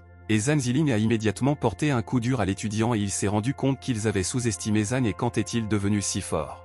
Après l'impact, l'élève s'est éloigné de lui sur quelques mètres et s'est écrasé sur le reste des élèves et ils sont tous tombés au sol ensemble et ont crié. Zhang Ziling a regardé en arrière et s'est rendu compte que le reste des étudiants voulaient l'attaquer, mais il n'était absolument pas intéressé et s'ennuyait. Zhang Ziling s'est levé et a bâillé d'ennui, et deux étudiants ont voulu le frapper avant qu'il ne s'y attende et ont pensé qu'il réussirait certainement. Mais Zhang Ziling a fermement saisi la main d'un des étudiants et son courage s'est enfui quelque part et il a demandé à son ami de le laisser partir maintenant. Mais Zhang Ziling a pris ce disciple par la main et l'a jeté directement sur le deuxième disciple qui voulait attaquer et ils l'ont regretté. Zhang Ziling a continué à frapper les étudiants au visage et cela ressemblait plus à son entraînement car les étudiants n'étaient pas différents des mannequins. Zhang Ziling a déclaré que maintenant il montrerait aux étudiants comment il avait appris à frapper pendant cette période et à frapper l'étudiant au visage. Zhang Ziling a dit que maintenant il leur montrerait la capacité de donner des coups de pied et qu'il pourrait mémoriser les mouvements et battre l'élève avec son pied. Les étudiants avaient déjà peur d'approcher Zhang Ziling et pensaient qu'au cours de ces 8 années, il était devenu une sorte de monstre et de maître. Chu Kui a demandé aux étudiants de ne pas avoir peur de ce salaud et a dit qu'il avait déjà appelé la police et que s'ils l'attaquaient tous, ils ne pourraient pas le supporter. Les étudiants ont cru frère Chu Kui et sont tous allés ensemble vers Zhang afin que, comme le frère l'a dit, ils attaquent simultanément ce maître martial. Mais Zhang Ziling, sans forcer, a jeté tous les étudiants sur le côté et ils ont réalisé que cela ne servait à rien et ne savaient pas quoi faire. Et puis l'élève le plus sain et le plus fort s'est approché des élèves et a ordonné à tout le monde de s'écarter de son chemin et a dit qu'il réglerait le problème maintenant. L'énorme étudiant a sauté vers Zhang Ziling et les étudiants ont immédiatement pensé qu'il était leur dernier espoir de victoire à Zhang. Zhang Ziling s'occupait à ce moment-là du dernier étudiant et, le prenant par la peau du cou, lui demanda pourquoi il avait décidé de l'attaquer. Et au dernier moment, Zhang Ziling remarqua qu'un homme très énorme volait vers lui et pensa qu'il n'aurait pas le temps de se défendre contre lui. Et à ce moment précis, l'étudiant le plus en bonne santé a atterri directement sur Zhang Ziling et l'a enfoncé dans le sol avec tout son gros corps. Shen Wang et la femme de ménage avaient peur pour la santé de Zhang Ziling et pensaient qu'il avait souffert d'une telle masse sur lui-même et étaient inquiets. L'énorme disciple a continué à faire pression sur Zhang Ziling, et tous les disciples l'ont également rejoint et se sont appuyés sur lui pour augmenter leur poids. Le plus grand disciple pensait que tout était fini avec Zhang Ziling, mais soudain il vit une lueur bleue vive devant lui. L'énorme étudiant a été surpris de ce que c'était, mais à ce moment-là, Zhang Ziling a utilisé la technique et tous les étudiants se sont envolés quelque part. Zhang Ziling s'est libéré de tout le monde et s'est tenu sain et sauf au centre du restaurant et a pensé que maintenant il ne semblait plus y avoir d'ennemis. Shen Yuan est venu en courant vers lui et a demandé à Zhang s'il allait bien et lui a dit que c'était très fou et qu'il était un combattant très cool. Le président Zhang Jingsheng a regardé les coups infligés à son peuple et a pensé que ce méchant salaud avait encore une fois tout gâché, comme toujours. Et puis la police est entrée dans le restaurant et a ordonné à toutes les personnes présentes dans cette pièce de ne pas bouger jusqu'à ce qu'elle leur permette de faire différents mouvements. Chu Kui a couru vers le capitaine et l'a serré dans ses bras et a dit que c'était bien qu'il soit venu et que l'intimidateur Zhang Ziling ait battu tous les élèves de l'école. L'officier a écouté les paroles de la personne blessée et a demandé à Chu Kui qui était Zhang Ziling et s'il pouvait leur montrer cette personne. Le disciple de Chu Kui a pointé son doigt vers Zhang Ziling et a dit au policier que c'était lui et qu'il était un tyran maléfique et qu'il était complètement fou. Les agents ont demandé aux citoyens Zhang de les accompagner et ont espéré qu'ils ne résisteraient pas et qu'ils continueraient la conversation au poste. Shen Yuan a demandé aux policiers d'attendre quelques minutes et leur a demandé pourquoi ils arrêtaient Zhang Ziling parce qu'il était leur victime. L'officier a demandé à Shen Yuan de ne pas s'inquiéter et a dit que si Zhang n'était pas coupable, il le laisserait partir mais qu'il pouvait y aller avec un ami. Mais le policier a dit à Shen Yuan que Zhang Ziling était toujours obligé de se mettre les menottes et Chu Kui était très heureux de cet événement. Le policier a retiré les menottes et a dit à Zhang Ziling que s'il ne résistait pas, il pourrait les mettre lui-même. Shen Yuan s'est approché de son ami et lui a demandé de ne pas être impulsif et qu'il appellerait le patron Liu et qu'il les aiderait à résoudre ce problème. Zhang pensait que son ami avait raison et il n'y a pas pensé et ce serait mieux s'il gagnait du temps et ensuite il avait une excellente idée. Zhang Ziling a demandé à Shen Yuan la photo qu'il avait prise au restaurant et a demandé à son ami si cette photo était toujours à côté de lui. Shen Yuan a dit à son ami que bien sûr il avait la photo et qu'il voulait la supprimer, mais c'était bien qu'il ne l'ait pas fait alors. Zhang Ziling a montré le téléphone aux policiers et leur a demandé d'y regarder et a déclaré qu'il y avait des preuves claires de son innocence. Les policiers ont regardé le téléphone avec intérêt et ont pensé qu'il semblait avoir une très mauvaise opinion de Zhang au début. Le président Zhang Jingsheng et le disciple Chu Kui pensaient que l'affaire était grave et il semble qu'ils ont complètement foiré et seront punis. Zhang Ziling a dit au détective Conan que ces photos pouvaient tout expliquer clairement et lui a demandé de regarder cet officier sur son téléphone. Zhang Ziling a déclaré qu'il y a 2 jours, lui et Shen Yuan avaient rencontré Zhang Jingsheng dans un restaurant et qu'en passant, il était là avec une femme inconnue. Il n'y avait pas de siège vide et après les avoir rencontrés, Zhang les a menacés de leur enlever la table et a essayé de leur donner de l'argent, puis a ordonné de les tuer. Zhang a dit que tout cela était pour obtenir une table et qu'il avait pris des mesures d'autodéfense et n'avait rien violé dans les règles du pays. Zhang a dit qu'après cela, Zhang avait peur que ses affaires de gangster soient révélées. Aujourd'hui il a dirigé toute sa colère contre lui et l'affaire a été résolue. Zhang a dit aux policiers que s'ils ne le croyaient toujours pas, ils pouvaient appeler le restaurant et regarder les images de surveillance. Zhang a demandé aux officiers s'ils seraient intéressés à en savoir plus sur tous les péchés de ce Zhang Jingsheng et c'était une vérité très intéressante. Tang Yu a demandé à Zhang Jingsheng s'il ne lui avait pas prêté allégeance et qui était cette femme et comment devrait-elle comprendre cela. Les étudiants ont dit que le président Zhang avait trompé sa femme et qu'il n'était pas une si bonne personne et qu'ils avaient tort à son sujet. Les étudiants ont dit que maintenant ils comprenaient clairement pourquoi le président Zhang était devenu fou et avait battu ces gens, et il était en colère contre eux et avait menti à tout le monde. Les étudiants ont dit qu'ils pensaient que le président était en réalité différent, mais maintenant ils ont réalisé qu'il se trompait, c'est un scélérat. Mais le président Zhang a demandé d'attendre une minute et a dit que c'était une calomnie et que Zhang ne pouvait pas lui dire cela et devrait être en prison. Mais à ce moment-là, quelqu'un est entré dans le restaurant et a dit que c'était complètement absurde et que maintenant il remettrait tout à sa place et résoudrait le désordre.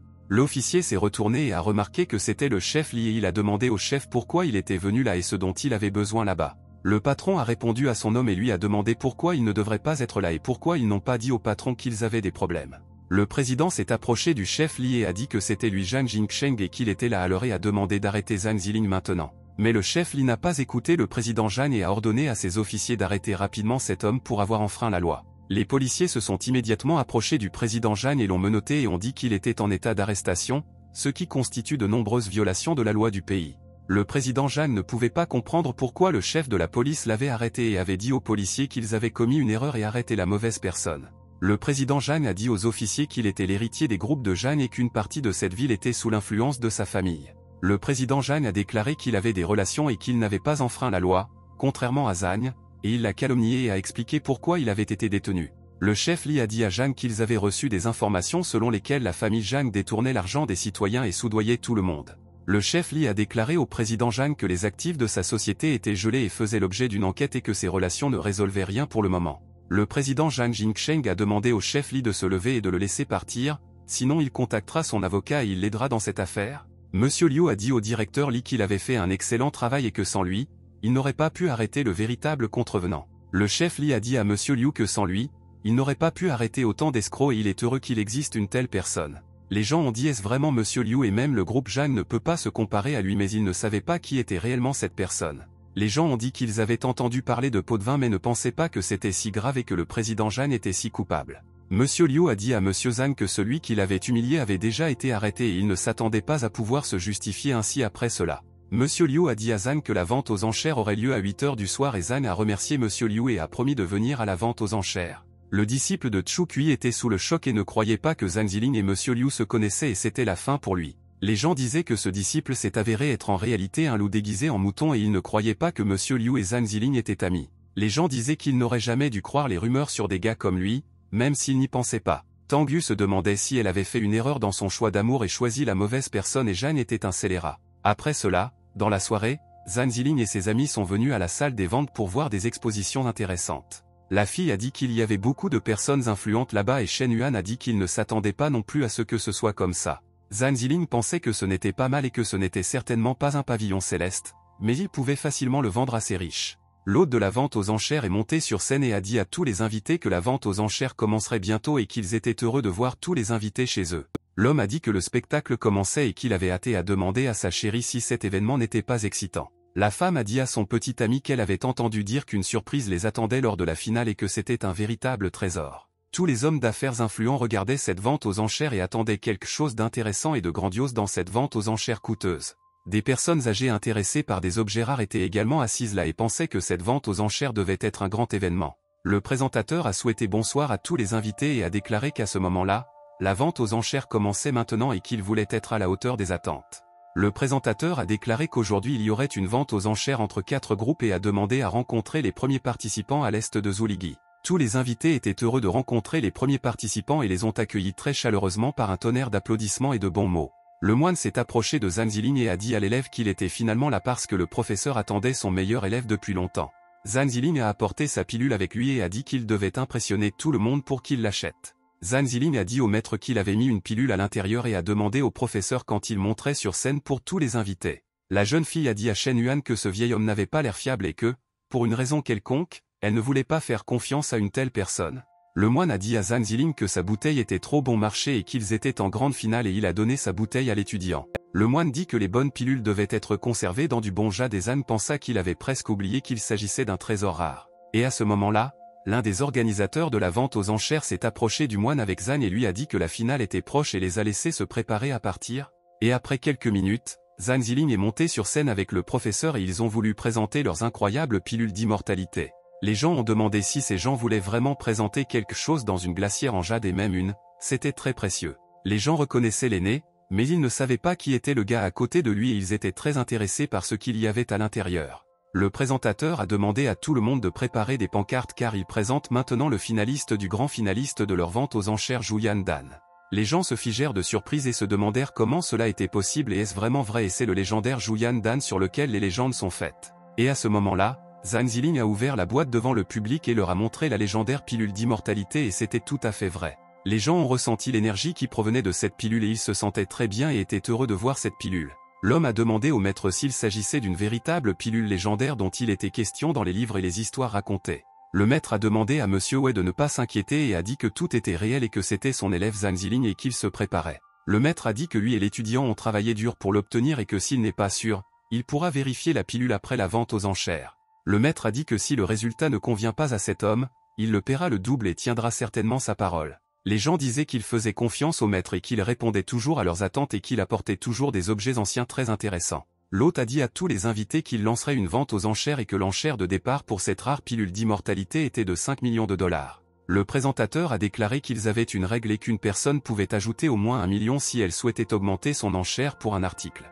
La femme a brandi sa pancarte et a déclaré que son offre d'ouverture était de 10 millions de dollars, puis une dispute a commencé à propos de cette pilule. L'homme a brandi sa pancarte et a déclaré qu'il augmenterait l'enchère et a proposé 15 millions de dollars pour une pilule rare. Tout le monde a augmenté la mise et l'un des 5 personnes a déclaré qu'il donnerait 50 millions net pour cette pilule. Mais après lui, le participant numéro 1 a déclaré qu'il augmenterait considérablement le taux et a proposé 100 millions et a attendu une réaction. L'homme a dit à Monsieur Way que s'il ne participait pas à la vente aux enchères, alors cette incroyable pilule d'immortalité n'appartiendrait qu'à lui. Holman Way est intervenu dans la vente aux enchères et a déclaré qu'il augmenterait alors cette offre à 1 milliard de dollars et qu'il était prêt à prendre ce risque. Les gens ont regardé avec intérêt, 2 personnes se demandaient une pilule et l'une d'elles a donné 1 milliard 200 millions. Mais le vieil homme Way ne voulait pas abandonner et a augmenté le pari à 1 milliard et demi de dollars et c'était juste une sorte de folie. Mais l'homme a dit que lui non plus n'avait pas commis d'erreur et a augmenté le taux à 1 milliard 800 millions et les gens ont été choqués. Mais le vieil homme Way a de nouveau surpassé son offre et a augmenté son prix à 2 milliards de dollars,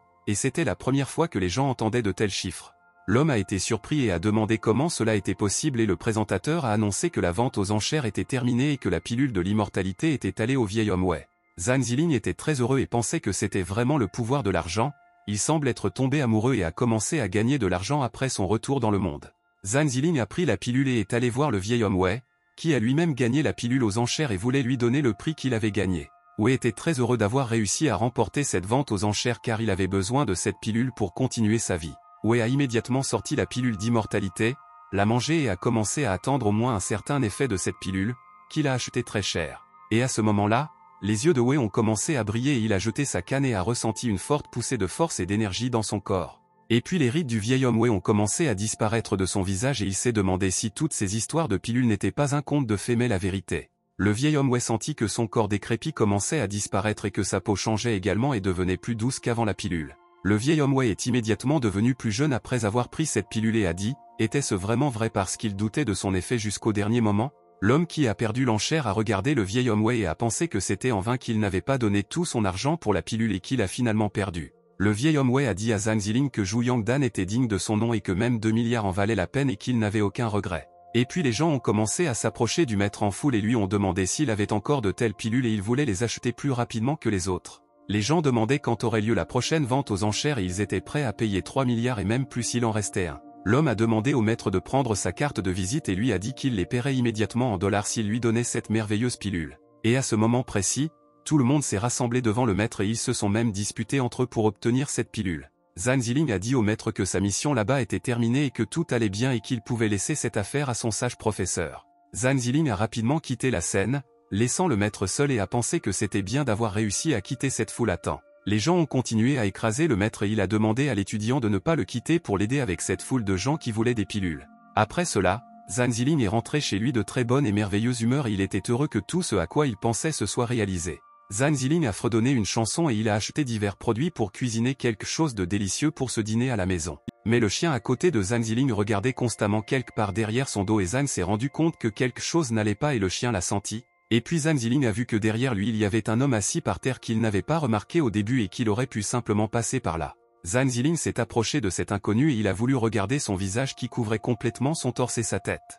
Zhang Ziling a regardé attentivement cet homme et quand il a vu son visage, il s'est rendu compte que ce n'était pas du tout ce qu'il s'attendait à voir. Zhang Ziling a vu qu'il y avait une personne inanimée assise là et sa peau était étrangement ridée et c'était un spectacle très effrayant. Zhang Ziling a commencé à utiliser sa technique pour découvrir ce qui était arrivé à cet homme et finalement pour découvrir cette vérité. Zhang Ziling a appris des informations importantes et s'est rendu compte que cet homme avait été blessé par l'épée dévorante d'âmes et c'est pourquoi il ressemblait maintenant à ceci.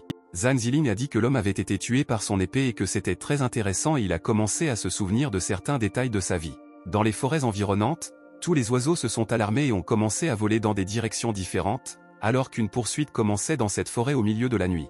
C'était dur pour la fille, mais elle fuyait tous les gens qui le poursuivaient sans arrêt et elle n'aurait pas dû s'arrêter. La jeune fille a continué à courir sans se retourner mais les gens lui ont dit de se lever sinon elle aurait de sérieux problèmes et le regretterait.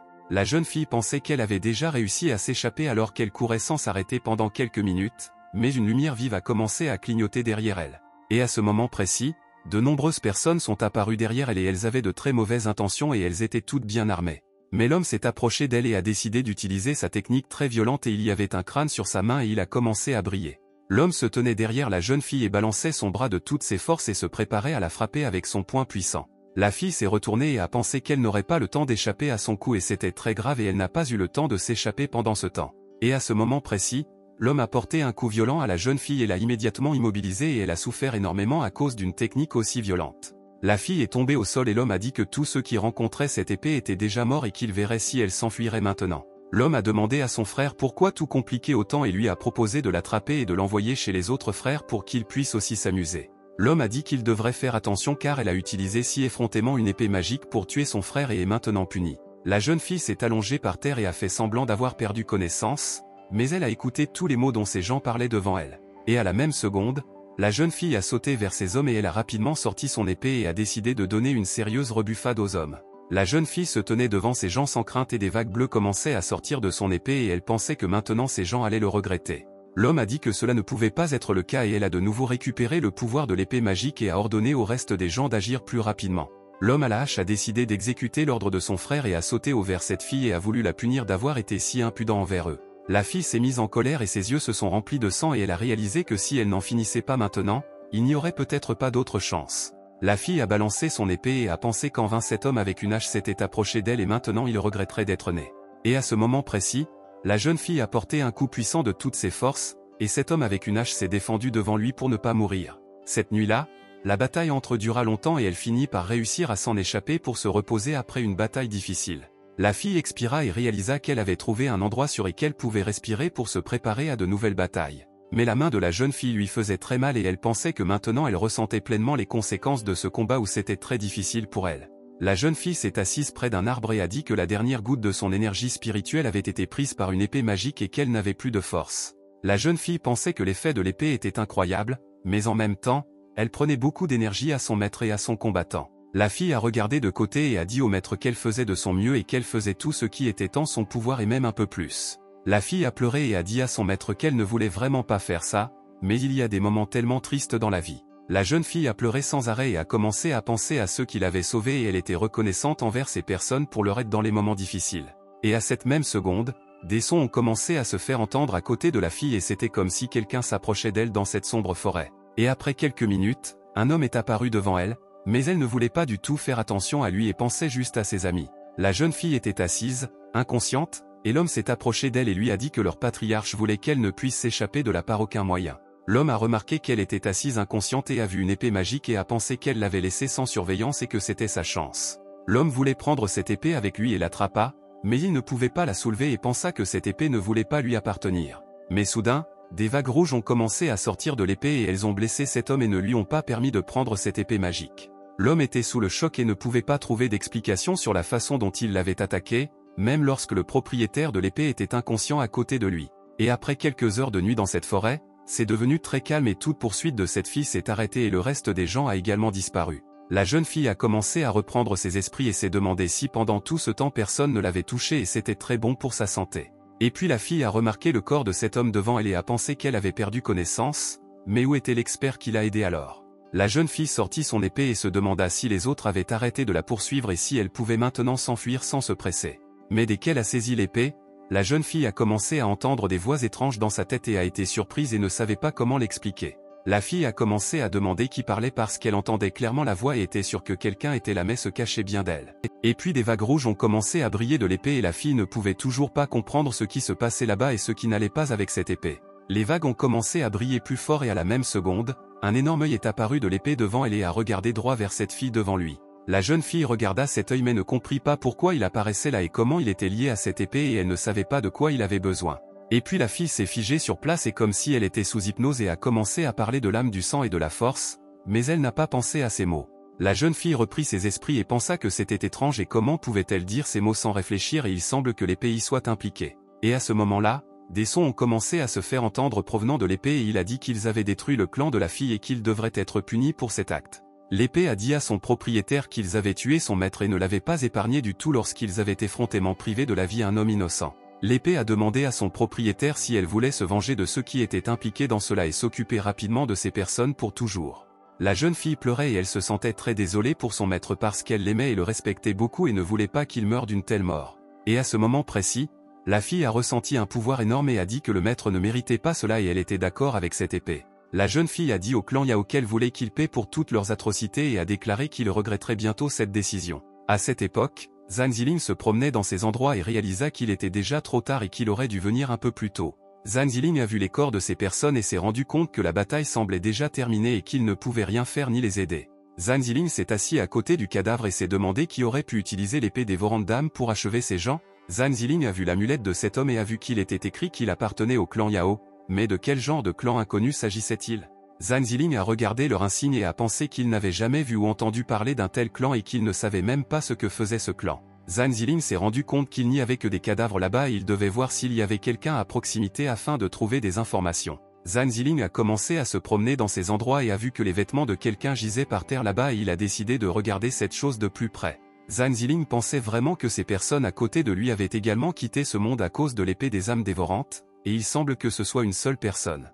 Zhang Ziling a ramassé ses vêtements par terre et a pensé que ces vêtements lui semblaient très familiers et il semblait qu'il avait déjà vu ces vêtements auparavant. Zhang Ziling a regardé ses vêtements avec intérêt et s'est demandé si c'était ce à quoi il pensait et a réalisé que cela ne pouvait pas être le cas. Zhang Ziling a regardé ses vêtements et s'est figé sur place et ne pouvait pas croire comment cela était possible et comment pouvait-il y avoir une telle coïncidence. Zhang Ziling a vu la broderie sur ses vêtements et s'est demandé s'il s'agissait de la broderie de Ziyu et il avait déjà vu et se souvenait de ce modèle de vêtements. Zhang Ziling se souvient de la façon dont sa sœur a montré un dessin à son frère et à ce moment-là, elle a demandé à son frère s'il aimait sa broderie personnelle. La sœur était heureuse que son frère apprécie sa broderie et Zhang Ziling a pensé à ce qui était arrivé à sa sœur bien-aimée et douce. Zhang Ziling a pensé, Shen Yuan n'a-t-elle pas dit qu'elle était alors partie avec le maître, et son ami lui a-t-il vraiment menti lors de la dernière réunion?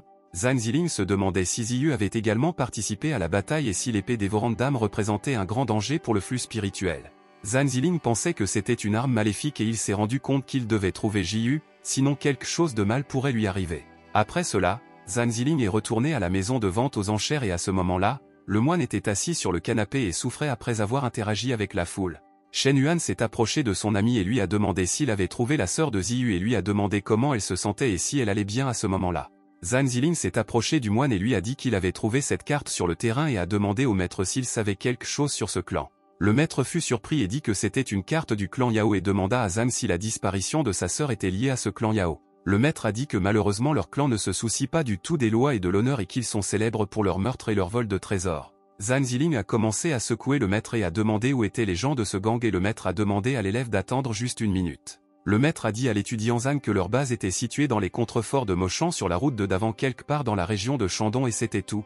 Zhang Ziling pensait que sa sœur devrait tenir un peu et qu'il la retrouverait bientôt et que frère et sœur seraient à nouveau ensemble comme avant. À ce moment-là, Ziyu avait déjà atteint le clan Yao et avait trouvé leur cachette et se tenait devant la porte de ce clan et elle était très en colère contre eux. Ziyu a été complètement subjuguée par l'épée et elle a perdu le contrôle et a pensé que bientôt ce clan disparaîtrait à jamais de la surface de la terre. Ziyu a immédiatement frappé la porte d'un coup violent et a brisé cette porte en quelques secondes et a commencé à avancer vers ses traîtres. Les gens du clan Yao furent surpris et se demandèrent quel était le bruit qu'ils venaient d'entendre et ce qui s'était passé à la porte principale de leur clan. Les gens ont vu Ziyu s'approcher de leur bâtiment avec une épée à la main et les gens lui ont dit de se lever et n'ont pas compris qui elle était avec l'arme. Mais Ziyu regarda ces gens d'un air menaçant et pensa qu'en vain ils se mettaient en travers de son chemin et que maintenant il crierait de douleur. Et à ce moment-là, Ziyu a porté un coup puissant à ces gens et elle a dit que dès le début, elle avait prévenu tout le monde que ce serait mauvais.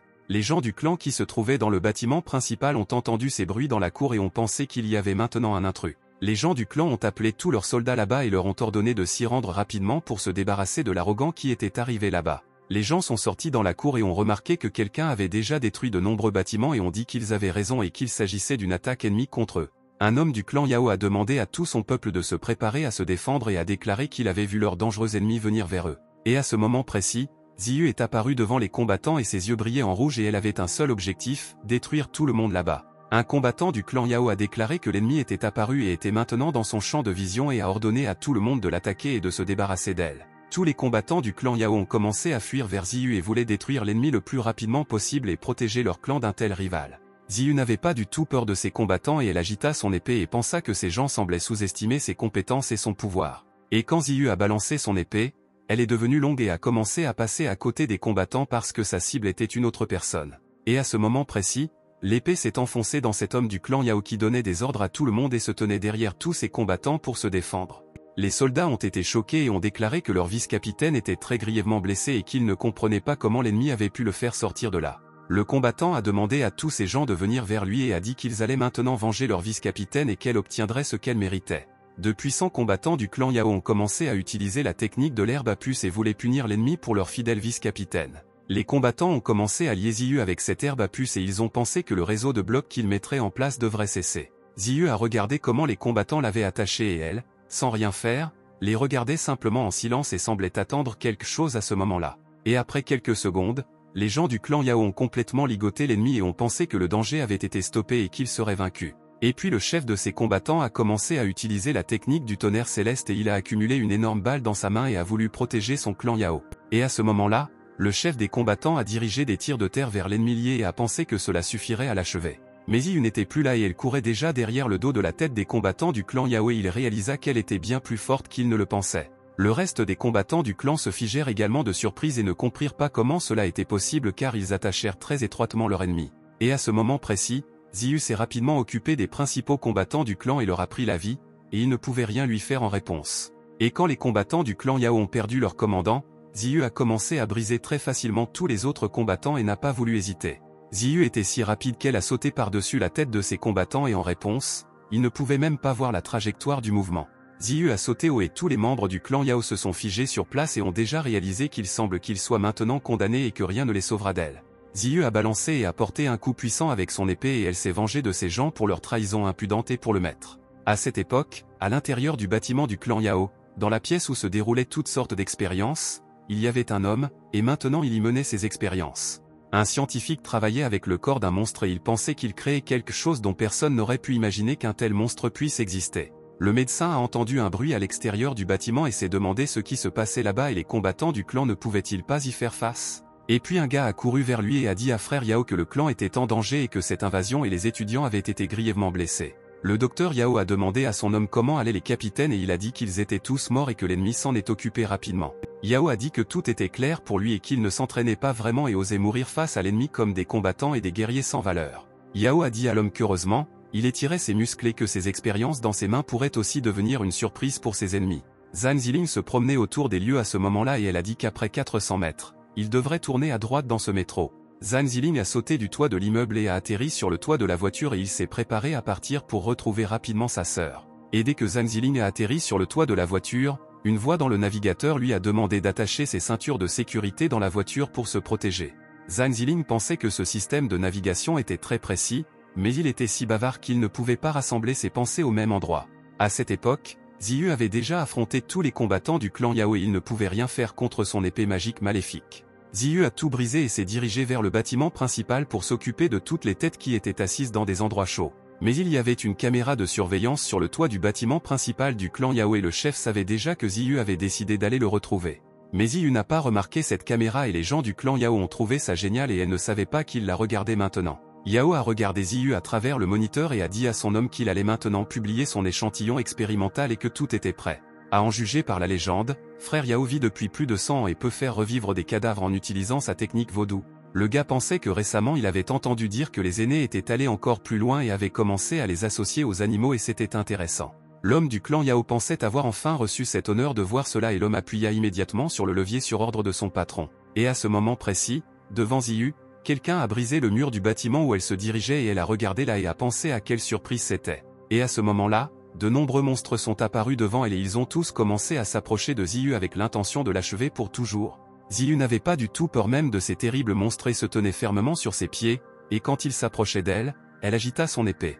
Ziyu a agité son épée et a donné un coup de pied à l'un des monstres qui voulait l'attraper, et après un moment, elle a complètement achevé ce monstre. Ziyu entendit des bruits derrière elle et pensa que Yao avait plus d'un monstre et qu'il y en avait beaucoup et qu'il avait lui-même créé les monstres. Ziyu a vu qu'un monstre énorme et fort commençait à s'approcher d'elle, qui voulait affronter l'ennemi sur ordre du patron. Le monstre s'est approché de Ziyu et a voulu la frapper, et il a frappé et a brisé le sol en morceaux, et Ziyu a réussi à esquiver le coup, Ce monstre avait de l'acier et des griffes très acérées et il a décidé de frapper Ziyu avec ses griffes pour lui causer une douleur intense. Le monstre se balança et atteignit presque Ziyu avec ses griffes, et au dernier moment elle réussit à sauter et à se protéger du coup du monstre. Le monstre commença à envoyer ses dangereuses vagues bleues vers Ziyu, mais elle était très agile et se défendit bien de ses attaques. Ziyu atterrit au sol et réalisa que Yao avait fait du bon travail et fourni à ce monstre de nombreuses armes dangereuses pour le combat. Ziyu voulait fuir le monstre dans l'autre sens mais remarqua qu'il y avait un mur derrière elle et c'était un problème et elle commença à réfléchir. Le monstre ouvrit la bouche et envoya les mêmes vagues sur Ziyu qui pourraient causer beaucoup de dégâts et il avait une bonne position pour attaquer l'ennemi. Le monstre a pu frapper Ziyu avec ses vagues bleues et elle a heurté le mur à cause de cette attaque et elle savait que cela pourrait arriver bientôt. Le monstre s'est assuré que Ziyu était dans une impasse et il lui a sauté dessus avec son attaque et il a pensé qu'il allait maintenant vaincre son ennemi. Le monstre a frappé cette Ziyu de toutes ses forces et a immédiatement brisé un énorme mur en morceaux et a pensé qu'il l'avait frappée et qu'elle n'était plus en vie. Mais le monstre regarda l'endroit où il avait frappé et fut surpris car il n'y vit pas le corps de Ziyu et ne savait pas où elle aurait pu aller. Mais à ce moment-là, alors que le monstre ne s'y attendait pas, Ziyu sauta soudainement derrière lui et balança son épée pour frapper. Ziyu a achevé le monstre d'un seul coup et son épée était une arme très puissante que beaucoup ne pouvaient pas manipuler. Yao a été choqué de voir ce que Ziyu a fait à son monstre et a immédiatement demandé à son homme de faire tomber son arme des mains de cette fille. Yao regarda le moniteur et pensa, n'est-ce pas l'épée que ses subordonnés recherchaient et c'était très curieux et intéressant pour lui. Yao a demandé à son homme de l'accompagner et lui a dit qu'il libérerait le roi des parasites et le gars était d'accord avec son patron. Ils descendirent et l'homme pensa au roi des parasites et il entendit la légende selon laquelle Yao le nourrissait de son énergie spirituelle. L'homme a entendu dire que cette énergie devrait durer 1000 ans et cela a fait de lui l'une des deux armes efficaces du génie de l'aîné. Ils descendirent tout en bas du bâtiment et Yao demanda à son homme d'ouvrir la porte et d'entrer dans cette pièce qui était verrouillée. Un gars du clan Yao s'est souvenu qu'il était interdit aux étudiants d'entrer dans cette zone sans autorisation, ce qui était considéré comme une violation flagrante. Un homme est entré dans cette pièce, a ouvert la serrure et s'est immédiatement rendu compte qu'il y avait une odeur nauséabonde et qu'il ne pouvait plus tolérer cette odeur nauséabonde. L'homme a dit au patron Yao qu'il avait trouvé l'interrupteur et qu'il allait maintenant allumer rapidement la lumière car rien n'y était visible et c'était juste l'obscurité. Et après avoir allumé la lumière là-bas, l'homme s'est retourné et s'est figé de surprise et n'en a pas cru ses yeux et il ne pouvait bouger nulle part à partir de là. L'homme regarda sur le côté et pensa qu'il n'avait jamais rien vu de pareil de sa vie et que cela lui faisait vraiment très peur maintenant. L'homme a remarqué qu'un énorme insecte se tenait devant lui et qu'elle faisait des sons très effrayants et a remarqué qu'il s'agissait d'une proie facile. Et à ce moment-là, un énorme monstre a commencé à se déplacer rapidement vers le gars du clan et il s'est rendu compte que les choses allaient mal et qu'il était pris au piège. Un énorme monstre se tenait juste devant son visage et ne bougeait pas pendant quelques secondes, et l'homme pensait que peut-être il serait encore capable de s'échapper. Mais soudain, immédiatement après ces mots, le monstre a attaqué l'homme et il l'a rapidement tué une fois pour toutes, et le monstre était content de cette chair. Le patron Yao a dit à son énorme monstre que ce n'était qu'une collation pour lui et que sa vraie proie l'attendait à l'étage maintenant. L'énorme parasite écoutait son propriétaire et il pensait qu'à l'étage il pourrait se régaler d'une nouvelle victime et il attendait ce moment. L'énorme monstre a immédiatement brisé le mur et s'est rapidement dirigé vers la cour, et le patron Yao en était très heureux et a dit que cette fille avait déjà fini. À cette époque, Ziyu voulait s'occuper du boss principal qui y envoyait ces énormes monstres, mais elle entendit des sons en dessous. Et à ce moment-là, le sol sous les pieds de Ziyu commença à se briser et elle ne comprit pas ce qui se passait là-bas et qui pouvait faire ça à cette terre. Et puis Ziyu remarqua que quelqu'un commençait à apparaître de sous terre et c'était d'une ampleur énorme car cela faisait des sons très forts. Et à ce moment précis, un énorme parasite est apparu devant Ziyu et a immédiatement voulu attaquer l'ennemi qui ne voulait pas se rendre au clan Yao. Ziyu réalisa que ce monstre était très fort et que ce ne serait pas aussi facile avec lui qu'avec les autres et remarqua soudain la silhouette de quelqu'un à proximité. C'était Boss Yao et il commença à préparer son attaque avec sa main, il commença à envoyer différents faisceaux de force vers Ziyu. Yao a dirigé toute son énergie et a voulu détruire l'ennemi, et d'énormes fragments de terre ont commencé à voler vers Ziyu et il a pensé qu'elle était déjà un cadavre. Mais Ziyu s'en fichait, elle coupait ces fragments en deux avec son épée et elle ne pouvait pas être traitée d'une manière aussi simple. Et d'un autre côté, l'énorme parasite Yao a commencé à attaquer Ziyu et elle a réalisé qu'elle devait se défendre des deux côtés contre les attaques ennemies. L'énorme monstre voulait frapper Ziyu, mais elle a sauté adroitement et il n'a pas pu la frapper, mais il a tout brisé autour de son adversaire. L'énorme parasite a commencé à tirer sur Ziyu avec ses pointes et elles étaient très grandes et très pointues et pouvaient transpercer n'importe qui. Mais Ziyu est devenue très forte et elle a simplement coupé ses épines avec son épée et a habilement évité tout danger des deux côtés. Un énorme monstre s'est approché de l'ennemi et a voulu frapper Ziyu avec sa queue, mais elle a mis sa main devant elle et s'est défendue de ses attaques. Mais suite à un coup si puissant d'un énorme monstre, Ziyu a rebondi à quelques mètres de ce monstre et il lui était difficile de s'en défendre. Et à cette même seconde, Ziyu vit que quelque chose commençait à briller derrière elle, et au début elle ne comprit pas de quel genre de lueur étrange et brillante il s'agissait. Et en se retournant, Ziyu remarqua que Boss Yao se tenait déjà près d'elle et balançait son bâton magique pour frapper. Le patron Yao a porté un coup violent à Ziyu et elle a volé loin de l'autre côté directement vers un énorme monstre et le patron pensait que la victoire était proche. L'énorme monstre a vu que la proie commençait à voler vers lui et il a préparé ses pattes venimeuses pour transpercer sa victime. L'énorme parasite a frappé avec sa patte, mais Ziyu a quand même réussi à se défendre de son coup et a mis une épée magique derrière elle. Le patron Yao s'est rendu compte que Ziyu n'était plus aussi fort qu'avant et il devait saisir cette opportunité pour achever l'ennemi. Et à ce moment précis, le patron Yao frappa le sol avec son bâton et tout le sol sous ses pieds commença à se briser partout et en tout lieu. À ce moment-là, Ziyu se battait avec un énorme monstre et elle lui a coupé les viles pattes et a voulu toucher le point faible de ce monstre. Ziyu n'a pas remarqué comment le sol s'est effondré sous ses pieds et elle a commencé à tomber dans cet abîme et ne pouvait plus y rester debout. Ziyu réalisa qu'elle avait commis une erreur et maintenant elle commença à réfléchir à la façon de sortir de cette situation dans laquelle elle se trouvait à cause du patron Yao. Ziyu a continué à tomber dans cet abîme et elle ne pouvait plus combattre cet énorme monstre et l'a juste regardé. Et après cela, l'énorme monstre a commencé à injecter son venin de tous côtés et cela aurait dû suffire à achever la jeune fille. L'énorme parasite envoya tout son poison dans cet abîme où Ziyu tomba et ce n'était que le début et il avait encore une surprise pour elle. Et après cela, l'énorme monstre a commencé à préparer son attaque, de la fumée a commencé à sortir de sa bouche et le monstre avait beaucoup de capacité. Et à ce moment-là, l'énorme parasite a commencé à cracher du feu et à tout brûler autour de lui et Yao était content de son fidèle monstre. Le patron Yao se tenait à côté de l'abîme et a dit à Ziyu que maintenant il la laisserait mourir sans cadavre et elle s'est courageusement battue avec tout le monde. Et soudain, le patron Yao a vu des silhouettes dans cet abîme et il a été surpris de savoir qui cela pouvait être car une seule fille y est tombée. Et puis de terribles esprits rouges ont commencé à apparaître sur le patron Yao et le patron n'a pas compris d'où venaient ces terribles esprits et ils étaient nombreux. Les esprits criaient sans arrêt et commençaient à voler dans toutes les directions à cet endroit et ils avaient des visages très effrayants et semblaient avoir de mauvaises intentions. Le patron Yao se figea de surprise et fut sous le choc et regarda silencieusement ces esprits qui continuaient à voler dans toutes les directions. Et après quelques secondes, les esprits remarquèrent que le patron Yao se tenait là avec son énorme parasite et ils commencèrent à se diriger vers eux.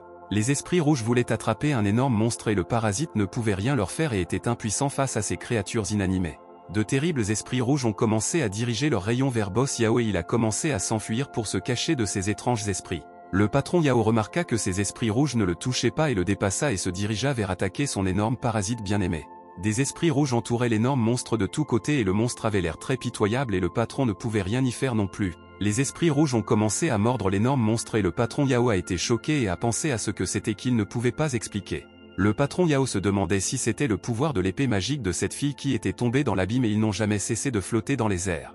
Les esprits rouges ont commencé à retirer son âme de l'énorme monstre et le monstre a crié et ne pouvait plus rien faire et est devenu très faible. Les monstres rouges ont presque complètement retiré toute sa force et son énergie à l'énorme monstre et ils ont tourné au-dessus de lui et ils étaient nombreux. Le patron Yao était en colère parce que l'attaque n'avait eu aucun effet sur eux et il semblait qu'il ne pouvait utiliser cette astuce que pour s'occuper des esprits. Le patron Yao a commencé à courir à partir de là et tous les esprits rouges ont commencé à le poursuivre et il avait un plan intéressant et il voulait le faire. Le patron Yao s'est déplacé vers un endroit libre et a jeté son bâton et il portait une étrange bouteille avec lui et les esprits ont commencé à s'approcher. Le patron Yao commença rapidement à ouvrir cette bouteille et pensa que c'était le seul moyen de sortir de cette situation et de lutter contre ces esprits. Le patron Yao a dit que c'était une bouteille spatiale et il a donné l'ordre de commencer à la collecter et cela devrait l'aider à vaincre ces esprits. Et à ce moment-là, tous les esprits ont commencé à être absorbés dans cette bouteille et le patron Yao était très heureux et s'est rendu compte que son plan était un succès à 100%. Le patron Yao a souri et était heureux et a dit que personne n'avait jamais échappé à son tour jusqu'à présent et que cette fois, ces dus rouges ne réussiront pas. Mais à ce moment précis des choses étranges commencèrent à se produire dans l'abîme et au contraire il y avait plus de ces esprits et c'était très étrange. Le patron Yao regardait tout cela et ne comprenait pas ce qui se passait là-bas et c'était étrange car sa bouteille l'aidait toujours à vaincre les esprits. Et puis Ziyu a sauté de l'abîme et elle allait tout à fait bien et n'a été blessée d'aucune façon après être tombée et avoir été frite par un énorme monstre. Tous les esprits commencèrent à s'approcher de leur maître Ziyu et ils la protégèrent de toutes les manières contre toutes les attaques et bien d'autres dangers. Ziyu a regardé droit dans les yeux du patron Yao et a souri d'un sourire méchant et ses yeux brillaient de rouge et elle était prête. Zhang Ziling a finalement atteint ce bâtiment du clan Yao et s'est rendu compte que ce qu'il voyait maintenant était le souffle de l'épée du mangeur d'âmes. Zhang Ziling s'est rendu compte que l'épée dévoreuse d'âmes se trouvait à l'intérieur de ce bâtiment et qu'il devait se dépêcher de sauver sa sœur. Zhang Ziling a immédiatement sauté haut et s'est retrouvé à l'intérieur du bâtiment du clan Yao et a voulu voir ce qui s'était passé là-bas en son absence. Zhang Ziling baissa les yeux et se demanda si c'était ça, car il ne s'attendait pas à voir cette épée magique entre les mains de cet être cher. Zhang Ziling regardait et sa sœur Ziyu se tenait à côté de l'énorme monstre mort et de nombreux esprits rouges tournaient à côté d'elle. Zhang Ziling s'est demandé si l'épée des âmes dévorantes était entre les mains de sa sœur et pourquoi cette épée maléfique était allée à sa sœur, et à ce moment précis, Zhang Ziling réalisa que sa sœur Ziyu était déjà sous l'influence de l'épée et c'était une très mauvaise nouvelle. Ziyu à ce moment-là se tenait devant Boss Yao et voulait lui donner une leçon sur ce qu'il lui avait fait et maintenant il ira certainement dans l'autre monde. Ziyu a décidé de lancer son attaque et elle s'est précipitée vers Boss Yao et les esprits rouges l'aidaient à côté d'elle et ils voulaient tous le frapper. Mais Boss Yao était prêt à leur attaquer, au contraire, il attendait leur approche pour ouvrir sa bouteille et se débarrasser à jamais de ses problèmes. Zhang Ziling s'est précipité vers sa sœur et a pensé que si rien n'arrivait à Ziyu, il détruirait cette mauvaise et stupide épée. Et quand Ziyu s'est approché du patron Yao, il a immédiatement ouvert la bouteille et a dit que maintenant elle irait en enfer avec les 7 esprits. Le patron Yao a dit qu'il commençait à collecter et à ce moment précis, tous les esprits ont commencé à être absorbés par cette bouteille et ils ne pouvaient plus voler nulle part à partir de là. Ziyu voulait juste frapper le vil traître Yao pour que ce vil sourire disparaisse de son visage et qu'elle venge le maître. Mais Ziyu a également commencé à être aspirée dans cette bouteille et elle a enfoncé son épée dans le sol et a commencé à essayer de s'y accrocher de toutes ses forces. Ziyu a continué à s'accrocher à l'épée et a réalisé que Yao est une personne très rusée et pendant tout ce temps, il attendait juste qu'elle l'attaque. Mais l'épée n'a pas pu résister longtemps au corps de Ziyu et elle a volé vers ce côté de la bouteille où tous les esprits étaient aspirés et rien ne pouvait être fait. Ziyu a également commencé à absorber cette bouteille et Zhang Ziling s'est déplacé de toutes ses forces vers sa sœur pour l'aider à sortir de cette situation. Zhang Ziling a dit qu'il ne voulait tout simplement pas cela et qu'il ne pouvait pas permettre que sa sœur soit transportée dans cette bouteille avec d'autres parfums. Ziyu a vu son frère et a pensé que cela ne pouvait pas être le cas et que ce n'était vraiment pas un rêve et se produisait dans la réalité et n'en croyait pas ses yeux. Une larme coula des yeux de Ziyu et elle se demanda si c'était son frère bien-aimé Zhang Ziling et il lui avait beaucoup manqué au fil des années. Zhang Ziling voulait attraper la main de sa sœur et ne pas la laisser tomber dans cette bouteille parce qu'elle devrait revenir vers lui et vivre dans la chaleur et le confort. Ziyu tendit la main vers son frère et la bouteille commença à se fermer et elle réalisa que son frère n'aurait pas le temps de l'aider et ce fut la fin. Ziyu s'est retrouvée dans un endroit où il n'y avait rien et il n'y avait que du vide autour d'elle et elle a commencé à s'endormir dans cet endroit étrange. Ziyu a perdu connaissance, mais elle a tendu la main vers son frère jusqu'au dernier moment et a voulu lui toucher la main parce qu'elle ne l'avait pas vu depuis tant d'années. Zhang Ziling a également tendu la main de sa sœur de toutes ses forces, mais il n'a pas eu le temps de la sauver et elle a disparu de ce monde et s'est simplement évaporée. Zhang Ziling était très en colère contre le patron Yao et a serré le poing et a commencé à préparer son coup puissant contre ce scélérat qui a blessé Zi. Le patron Yao était très heureux à ce moment-là et a dit que dans moins de 2 heures, l'épée serait entre ses mains puis il a fermé la bouteille. Zhang Ziling a porté un coup puissant au patron Yao et a brisé tout le sol sous ses pieds parce qu'il avait utilisé une technique puissante. Le patron Yao a volé sur le côté, mais il a tenu la bouteille dans sa main et s'est rendu compte que cet homme était également très fort et que son coup pouvait briser les pierres. Il y avait beaucoup de poussière partout et le patron Yao remarqua la silhouette de frère Ziyu qui se tenait juste en face de lui et voulait lui poser quelques questions. Zhang Ziling a traité le patron Yao de salaud et lui a demandé pourquoi il avait fait cela, car tout aurait pu être résolu pacifiquement sans ces batailles. Zhang Ziling a crié au patron Yao et lui a dit de libérer sa sœur de la bouteille parce que tout était de la faute de cette foutue épée. Zhang Ziling s'est levé et a attendu une réponse à sa demande, mais le patron Yao l'a juste regardé et est resté silencieux sans répondre à ses questions et attendait quelque chose. Yao a demandé à Zhang Ziling d'où il venait et lui a dit qu'il serait surchargé s'il mangeait autre chose parce que la bouteille était presque pleine. Zhang Ziling a demandé au patron Yao s'il voulait vraiment mourir, et s'il le voulait, alors il pourrait facilement répondre à sa demande. Et après ces mots, Zhang Ziling a commencé à briller d'une lumière vive et Yao s'est couvert les yeux parce que c'était une luminosité aveuglante de la part du gars. Le patron Yao pensait quel puissant pouvoir spirituel possédait cette personne qui était venue là avec de mauvaises intentions et c'était très puissant. Le patron Yao n'eut pas le temps de finir de parler lorsqu'il vit que Zhang Ziling avait déjà disparu de cet endroit et volait déjà à grande vitesse droit vers lui. Zhang Ziling ne pouvait pas être arrêté parce qu'il était très en colère contre Yao et voulait lui donner une leçon pour toutes ses mauvaises intentions et actes. Et à ce moment précis, Zhang Ziling a atterri directement sur Boss Yao et il y a eu un énorme rugissement tout autour et ce fut un coup dévastateur. Zhang Ziling se tenait au-dessus du patron Yao et pressa son pied contre sa main où il tenait la bouteille et Yao commença à crier à cause de la douleur dans sa main. Mais Zhang Ziling ne voulait pas donner pitié à un méchant aussi cruel et a commencé à lui serrer la main encore plus fort et la douleur était insupportable. Mais Boss Yao était très rusé et il a utilisé la technique des toxines corrosives et a libéré des substances vertes et de la fumée verte de sa bouche sur Zhang. Zhang Ziling souffrait de telles toxines et il a arrêté de serrer la main de Yao et a commencé à se défendre contre ces toxines venimeuses du méchant Yao. Le patron Yao s'est rapidement levé et a pris sa bouteille par terre et a pensé qu'il devait s'enfuir rapidement parce que Zhang était plus fort que lui. Le patron Yao a commencé à s'enfuir de là et a dit à Zhang Ziling qu'il ne pouvait pas mourir comme ça et qu'il reviendrait et le lui rappellerait plus tard. Mais soudain, Zhang Ziling est apparu juste devant lui et lui a attrapé la main si fort qu'il ne l'a pas laissé s'échapper de cet endroit. Zhang Ziling regarda Yao d'un air menaçant et pensa que ce scélérat ne pourrait pas s'échapper de là tant qu'il ne le lui permettrait pas. Zhang Ziling a utilisé sa technique et sa force et en une seconde, il a privé le patron Yao de sa main et sa main s'est envolée à quelques mètres de cet endroit. Le patron Yao souffrait beaucoup et il a demandé à avoir pitié et à le laisser partir et il ne ferait plus jamais de mal à sa famille et à ses amis. Mais Zhang Ziling n'a pas écouté les paroles du patron Yao et ne l'a pas laissé partir, et à ce moment-là, il s'est préparé à frapper avec une technique pour l'achever. Et à ce moment précis, Zhang Ziling a porté un coup puissant avec sa technique et a grièvement blessé le patron Yao, de sorte qu'il ne pouvait plus se lever et se battre avec lui. Après cela, Zhang Ziling a pris la bouteille dans ses mains et a commencé à réfléchir à la façon dont il libérerait sa sœur de cette bouteille très étrange et magique. Zhang Ziling a demandé à sa sœur de ne pas se précipiter et a dit que bientôt il la libérerait de cette bouteille et qu'ils iraient ensemble chez lui.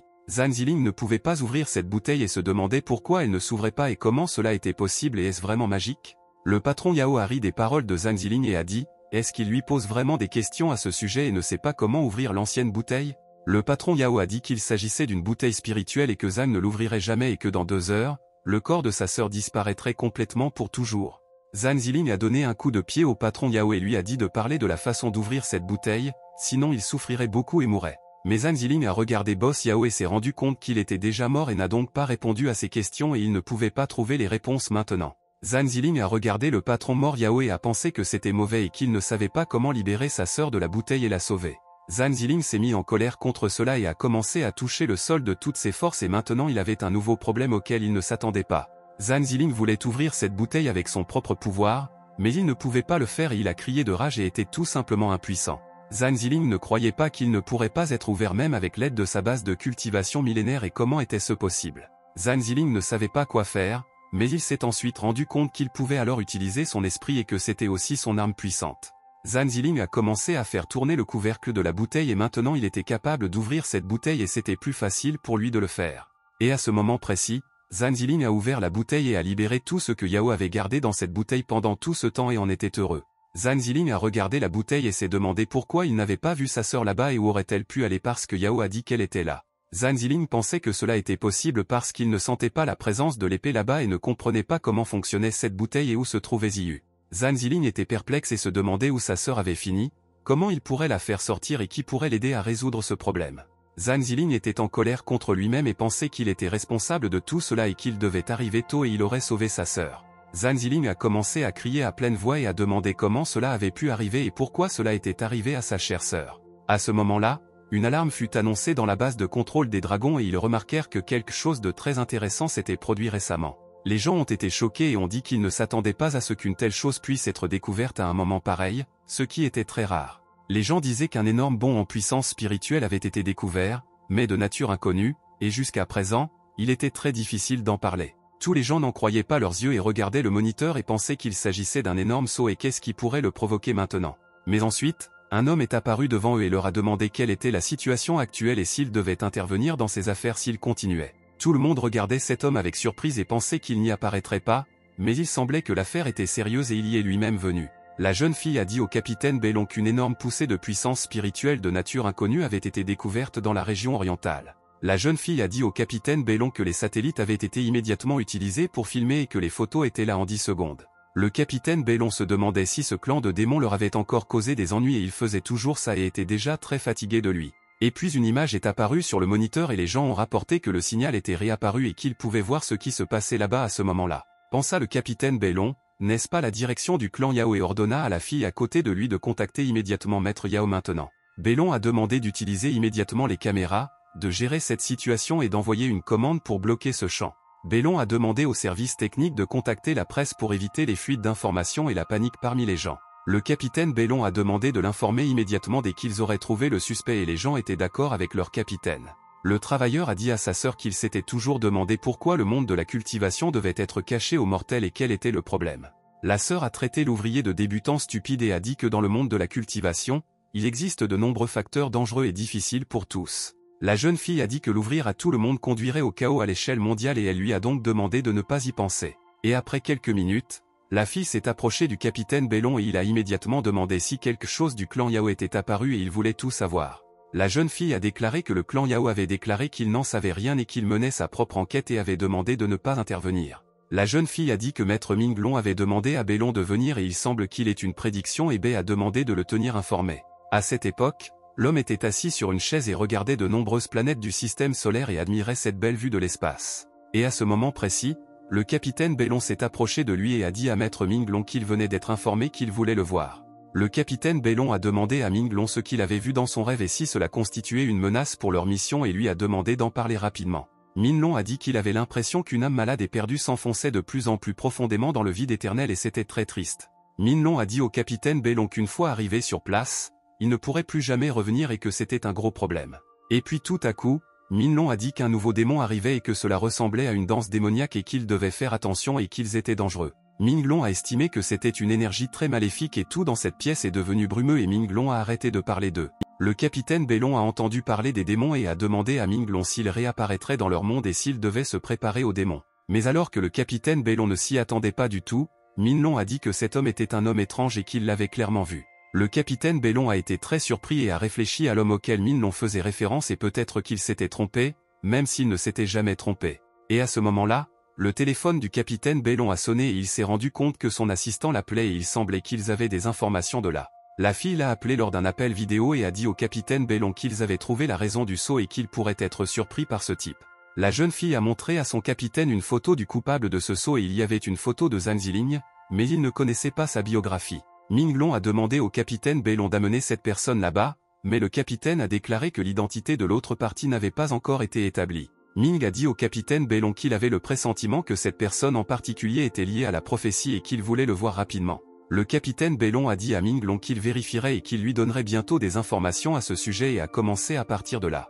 Finalement, Minglong a dit doucement que c'était peut-être le cas, parce qu'il aurait pu gâcher quelque chose et peut-être que cette personne n'est pas liée à la prophétie. Le capitaine Bellon s'est approché de la fille et lui a dit qu'il dirigerait personnellement l'équipe et qu'il devait trouver cet homme et lui parler personnellement. La jeune fille a dit qu'elle le comprenait et qu'elle rassemblerait immédiatement tout et contacterait Frère Wei afin qu'il soit également au courant de cette nouvelle. Le capitaine Bellon a déclaré qu'il ne s'était pas battu avec quelqu'un depuis très longtemps et qu'il voulait voir à quel point il était inhabituel et a demandé de ne pas le laisser tomber. Après un certain temps, un hélicoptère avec leur équipe est arrivé sur le périphérique et ils ont informé le capitaine Bellon qu'il recherchait un homme. Et après quelques minutes, les gens ont informé le capitaine Bellon qu'ils avaient déjà découvert la cible et attendaient des instructions supplémentaires du capitaine Bay. La cible courait quelque part à grande vitesse et il était très difficile de le remarquer à ces endroits et il ne savait pas où il se dirigeait maintenant. Le capitaine Bellon a dit à ses hommes qu'il les comprenait et leur a demandé de venir le chercher dans 10 minutes et qu'il s'en occuperait personnellement. Le capitaine Bellon a immédiatement sauté de là et s'est dirigé vers la direction où se trouve maintenant Zhang Ziling pour y rencontrer le coupable. Les gens ont réfléchi 10 minutes et ont dit que leur capitaine était si modeste et ont demandé combien de temps ils pensaient que ce type tiendrait le coup. Son ami a dit qu'il pensait qu'il tiendrait 2 minutes et qu'il se souciait de leur capitaine, car le capitaine Bellon est le meilleur du millénaire. Et après quelques secondes, Bellon a sauté et a rencontré Zhang Ziling et lui a demandé d'attendre quelques minutes et d'écouter ses paroles. Le capitaine Bellon a déclaré qu'il appartenait au contrôle des dragons et qu'il souhaitait pour le moment seulement parler avec lui des événements récents du clan. Mais Zhang Ziling n'a pas du tout prêté attention au capitaine Bellon et a continué à courir dans sa direction sans s'arrêter. Le capitaine Bellon était très en colère contre Zhang Ziling et lui a dit qu'il n'avait pas encore fini et où avait-il couru sans écouter ses paroles. Bellon commença à utiliser sa technique et créa une lance pointue dans sa main et pensa que cela devrait arrêter ce scélérat impudent. Le capitaine Bellon a balancé et a lancé cette lance directement sur Zhang Ziling de toutes ses forces et a pensé que cela devrait suffire à l'arrêter. Mais Zhang Ziling a réussi à esquiver sa lance et à sauver sa vie grâce à sa réaction et au fait qu'il était un combattant très rapide. Zhang Ziling a dit au capitaine Bellon qu'il ne connaissait aucun contrôle des dragons et a déclaré qu'il avait une urgence. Le capitaine Bellon lui a demandé pourquoi il ne les connaissait pas et a déclaré que leur gouvernement était un bouclier pour ce pays et un système de régulation du monde. Mais Zhang Ziling n'a de nouveau pas écouté les paroles du capitaine et a continué à courir dans une certaine direction, et Bellon s'est figé sur place de surprise. Le capitaine Bellon s'est mis en colère et a dit à Zhang Ziling qu'il semblait refuser de l'accompagner docilement à leur base. Le capitaine Bellon a commencé à attaquer Zhang Ziling et lui a demandé de lui montrer ce qu'il pouvait faire et il était intéressé à connaître ses capacités. Le capitaine Bellon a commencé à lancer des centaines d'épées tranchantes sur Zhang Ziling et a pensé que ses attaques étaient difficiles à défendre et c'était un fait. Mais Zhang Ziling a érigé une barrière de protection devant lui et toutes les épées du capitaine Bellon ont été arrêtées et n'ont pas atteint leur cible. Zhang Ziling a commencé à crier après le capitaine Bellon et a dit qu'il était de mauvaise humeur et qu'il ne voulait pas les combattre aujourd'hui. Mais à ce moment, le capitaine Bellon est apparu derrière Zhang Ziling et a balancé son épée et a voulu lui porter le coup final. Le capitaine Bellon a frappé son adversaire de toutes ses forces et n'a même pas écouté ses paroles et a dit que ses paroles étaient désormais inutiles. Mais le capitaine Bellon a regardé Zhang Ziling et s'est demandé comment cela était possible et il n'arrivait pas à croire ce qui se passait là-bas. Le capitaine Bellon a regardé Zhang Ziling et a dit qu'il ne pouvait pas le blesser et que toutes ses attaques étaient inutiles contre ce combattant. Zhang Ziling a immédiatement saisi le capitaine Bellon par la gorge et le capitaine a pensé de quel genre de force spirituelle puissante il s'agissait et qui était cette personne. Et à ce moment précis, Zhang Ziling a plaqué le capitaine Bellon au sol de toutes ses forces et il ne pouvait rien lui répondre et était tout simplement impuissant. Zhang Ziling a déclaré qu'il les avait avertis de ne pas interférer avec lui, mais il continue de se mettre sous ses pieds et il a des choses à faire. Zhang Ziling a balancé et frappé le capitaine Bellon de toutes ses forces et a espéré que ces gens le laisseraient maintenant derrière eux et n'interféreraient pas. Zhang Ziling a porté un coup puissant avec sa technique et a dit au capitaine Bellon de ne plus interférer avec ses plans personnels. Le capitaine Bellon gisait sur le sol et ne pouvait pas bouger et réfléchissait à comment cela pourrait arriver parce qu'il avait confiance en sa force et sa puissance. Les gens derrière le moniteur n'arrivaient pas à croire que leur capitaine Bellon ait perdu en 2 minutes parce qu'il était l'un des 10 meilleurs. Mais Bellon s'est levé et a déclaré qu'il n'avait pas encore perdu et qu'il ne pouvait pas perdre la face et qu'il devait donc répondre par son attaque. Et puis le capitaine Bellon a commencé à utiliser la technique de flux la plus forte et a pensé que Zhang Ziling regretterait désormais son impudence. Le capitaine Bellon a créé un énorme dragon et a ordonné à Zhang Ziling de surveiller ses mouvements et le dragon était déjà derrière lui. À ce moment-là, le conducteur roulait sur la route et conduisait un camion et pensait que c'était une route très calme et qu'il arriverait bientôt chez lui. Et puis le conducteur a remarqué que Zhang Ziling courait devant lui et a réalisé que c'était très étrange et qui était cet homme qui courait la nuit. Le conducteur a dit qu'il n'était pas normal de courir sur la route tard dans la nuit et à quoi pensait cet homme et n'était-il pas assis à la maison. Mais le conducteur a remarqué quelque chose d'étrange et s'est figé de surprise et n'a pas compris ce que c'était, mais il savait que ce n'était pas une personne ordinaire. Le conducteur a regardé Zhang Ziling et le dragon derrière lui et il n'en a pas cru ses yeux et a dit qu'il avait rencontré une divinité sur la route. Zhang Ziling a également vu cet énorme camion et a pensé qu'un dragon volait vers lui d'un côté et une énorme voiture de l'autre côté. À ce moment-là, au quartier général de Dragon Control, Monsieur Wei ne pouvait pas croire que le centre médical Yao avait été détruit par ce type. Monsieur Wei a reconnu Zhang Ziling comme le disciple de l'aîné et était-il vraiment si fort et c'était ses véritables compétences et c'était un monstre. La fille a dit que c'était sans aucun doute lui, mais il était loin de leur capitaine Bellon et pensait que Wei avait l'air plus jeune.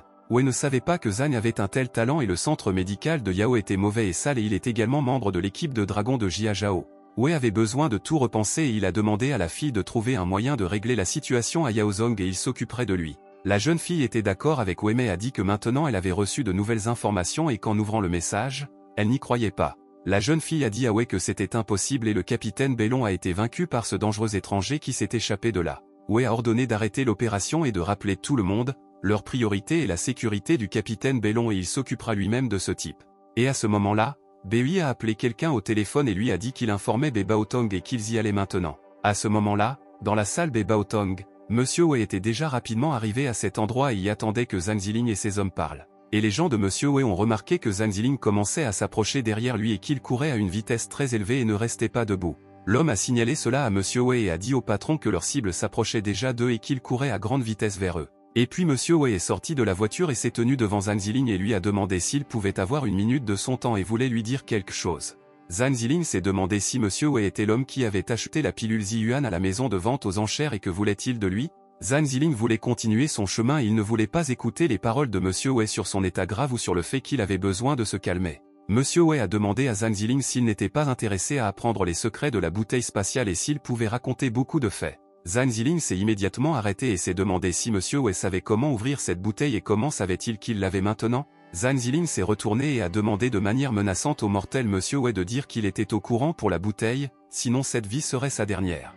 Monsieur Wei s'est figé de surprise, et ses gardes n'ont rien pu faire avec Zhang Ziling et ont ressenti une certaine douleur dans leur corps. Zhang Ziling a commencé à s'approcher lentement de Monsieur Wei et ils lui ont tous demandé de se lever et d'attendre jusqu'à ce qu'ils connaissent toutes les informations. Monsieur Wei a dit à Zhang Ziling qu'ils ne sont pas ses ennemis et lui a demandé de se calmer et de parler sans mouvement brusque et qu'il n'est pas dangereux. Zhang Ziling s'est approché de Monsieur Wei et il a dit au gars qu'il était là pour l'aider et qu'il ne lui ferait aucun mal. Zhang Ziling a demandé à Monsieur Wei de lui dire comment il pouvait l'aider et il espérait qu'il aiderait vraiment à ramener sa sœur. Monsieur Wei a dit que cette bouteille est un artefact meurtrier du clan Yaozong et que quelqu'un de l'association des dragons sait comment ouvrir cette bouteille. Zhang Ziling a demandé à Monsieur Wei de détruire sa curiosité et de répondre pourquoi cette organisation l'a attaqué et ce dont elle avait besoin. Monsieur Wei a dit que c'était une erreur et qu'il ne devrait pas s'inquiéter et que tant qu'il sera avec lui, il répondra à toutes ces questions sans aucun problème. Zhang Ziling a dit à Monsieur Wei qu'il le croirait et qu'il voulait trouver autant d'informations que possible sur cet étrange artefact. Monsieur Wei a demandé à Zhang Ziling de monter dans la voiture et a dit qu'il lui expliquerait tout en chemin et ils sont rapidement partis de là ensemble. Mais à ce moment-là, un gars les surveillait et a appelé au téléphone et a dit qu'il venait de voir cette personne. Ils ont dit qu'il était avec des gens du contrôle des dragons et lui ont demandé quoi faire ensuite et quoi faire ensuite. Pendant ce temps, Zhang Ziling et Monsieur Wei sont arrivés sur place et Monsieur Wei lui a demandé de passer et lui a dit qu'il viendrait bientôt. Zhang Ziling était d'accord avec Monsieur Wei et est entré dans cette pièce où, selon Monsieur Wei, une personne intéressante l'attendait. Mais ensuite, une fille a couru vers Monsieur Wei et lui a dit que les choses allaient mal et que le clan Yaozong était là et qu'il cherchait quelqu'un dans ce bâtiment. Monsieur Wei s'est demandé s'ils étaient déjà arrivés là-bas et si l'information avait été divulguée si rapidement et comment cela s'était produit. Monsieur Wei leur a demandé de ne pas paniquer et a dit qu'il était toujours là pour rencontrer les membres du clan en personne. Et à ce moment-là, un homme s'est approché de lui et, allumant une cigarette, a dit qu'il avait entendu comment il avait amené quelqu'un à ce quartier général.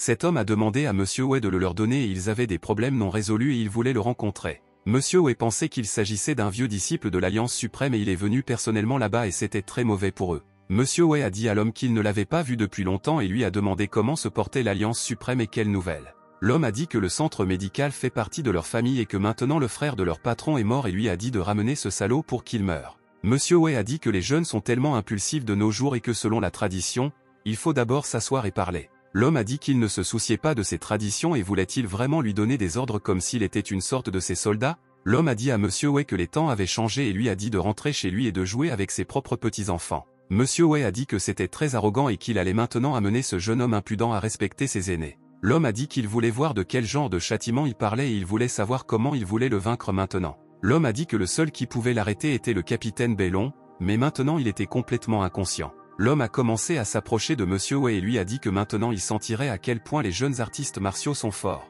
L'homme a ordonné à Monsieur Wei de lancer l'attaque et a dit que rien ne l'arrêterait et qu'il était beaucoup plus fort que le vieil homme. Monsieur Wei a fermé les yeux et s'est rendu compte qu'il semblait que cet élève allait l'achever parce qu'il était vraiment beaucoup plus fort que lui. Mais à ce moment-là, quelqu'un a dirigé toute sa puissance sur cet étudiant et il a été surpris par cette attaque car il ne s'y attendait pas maintenant.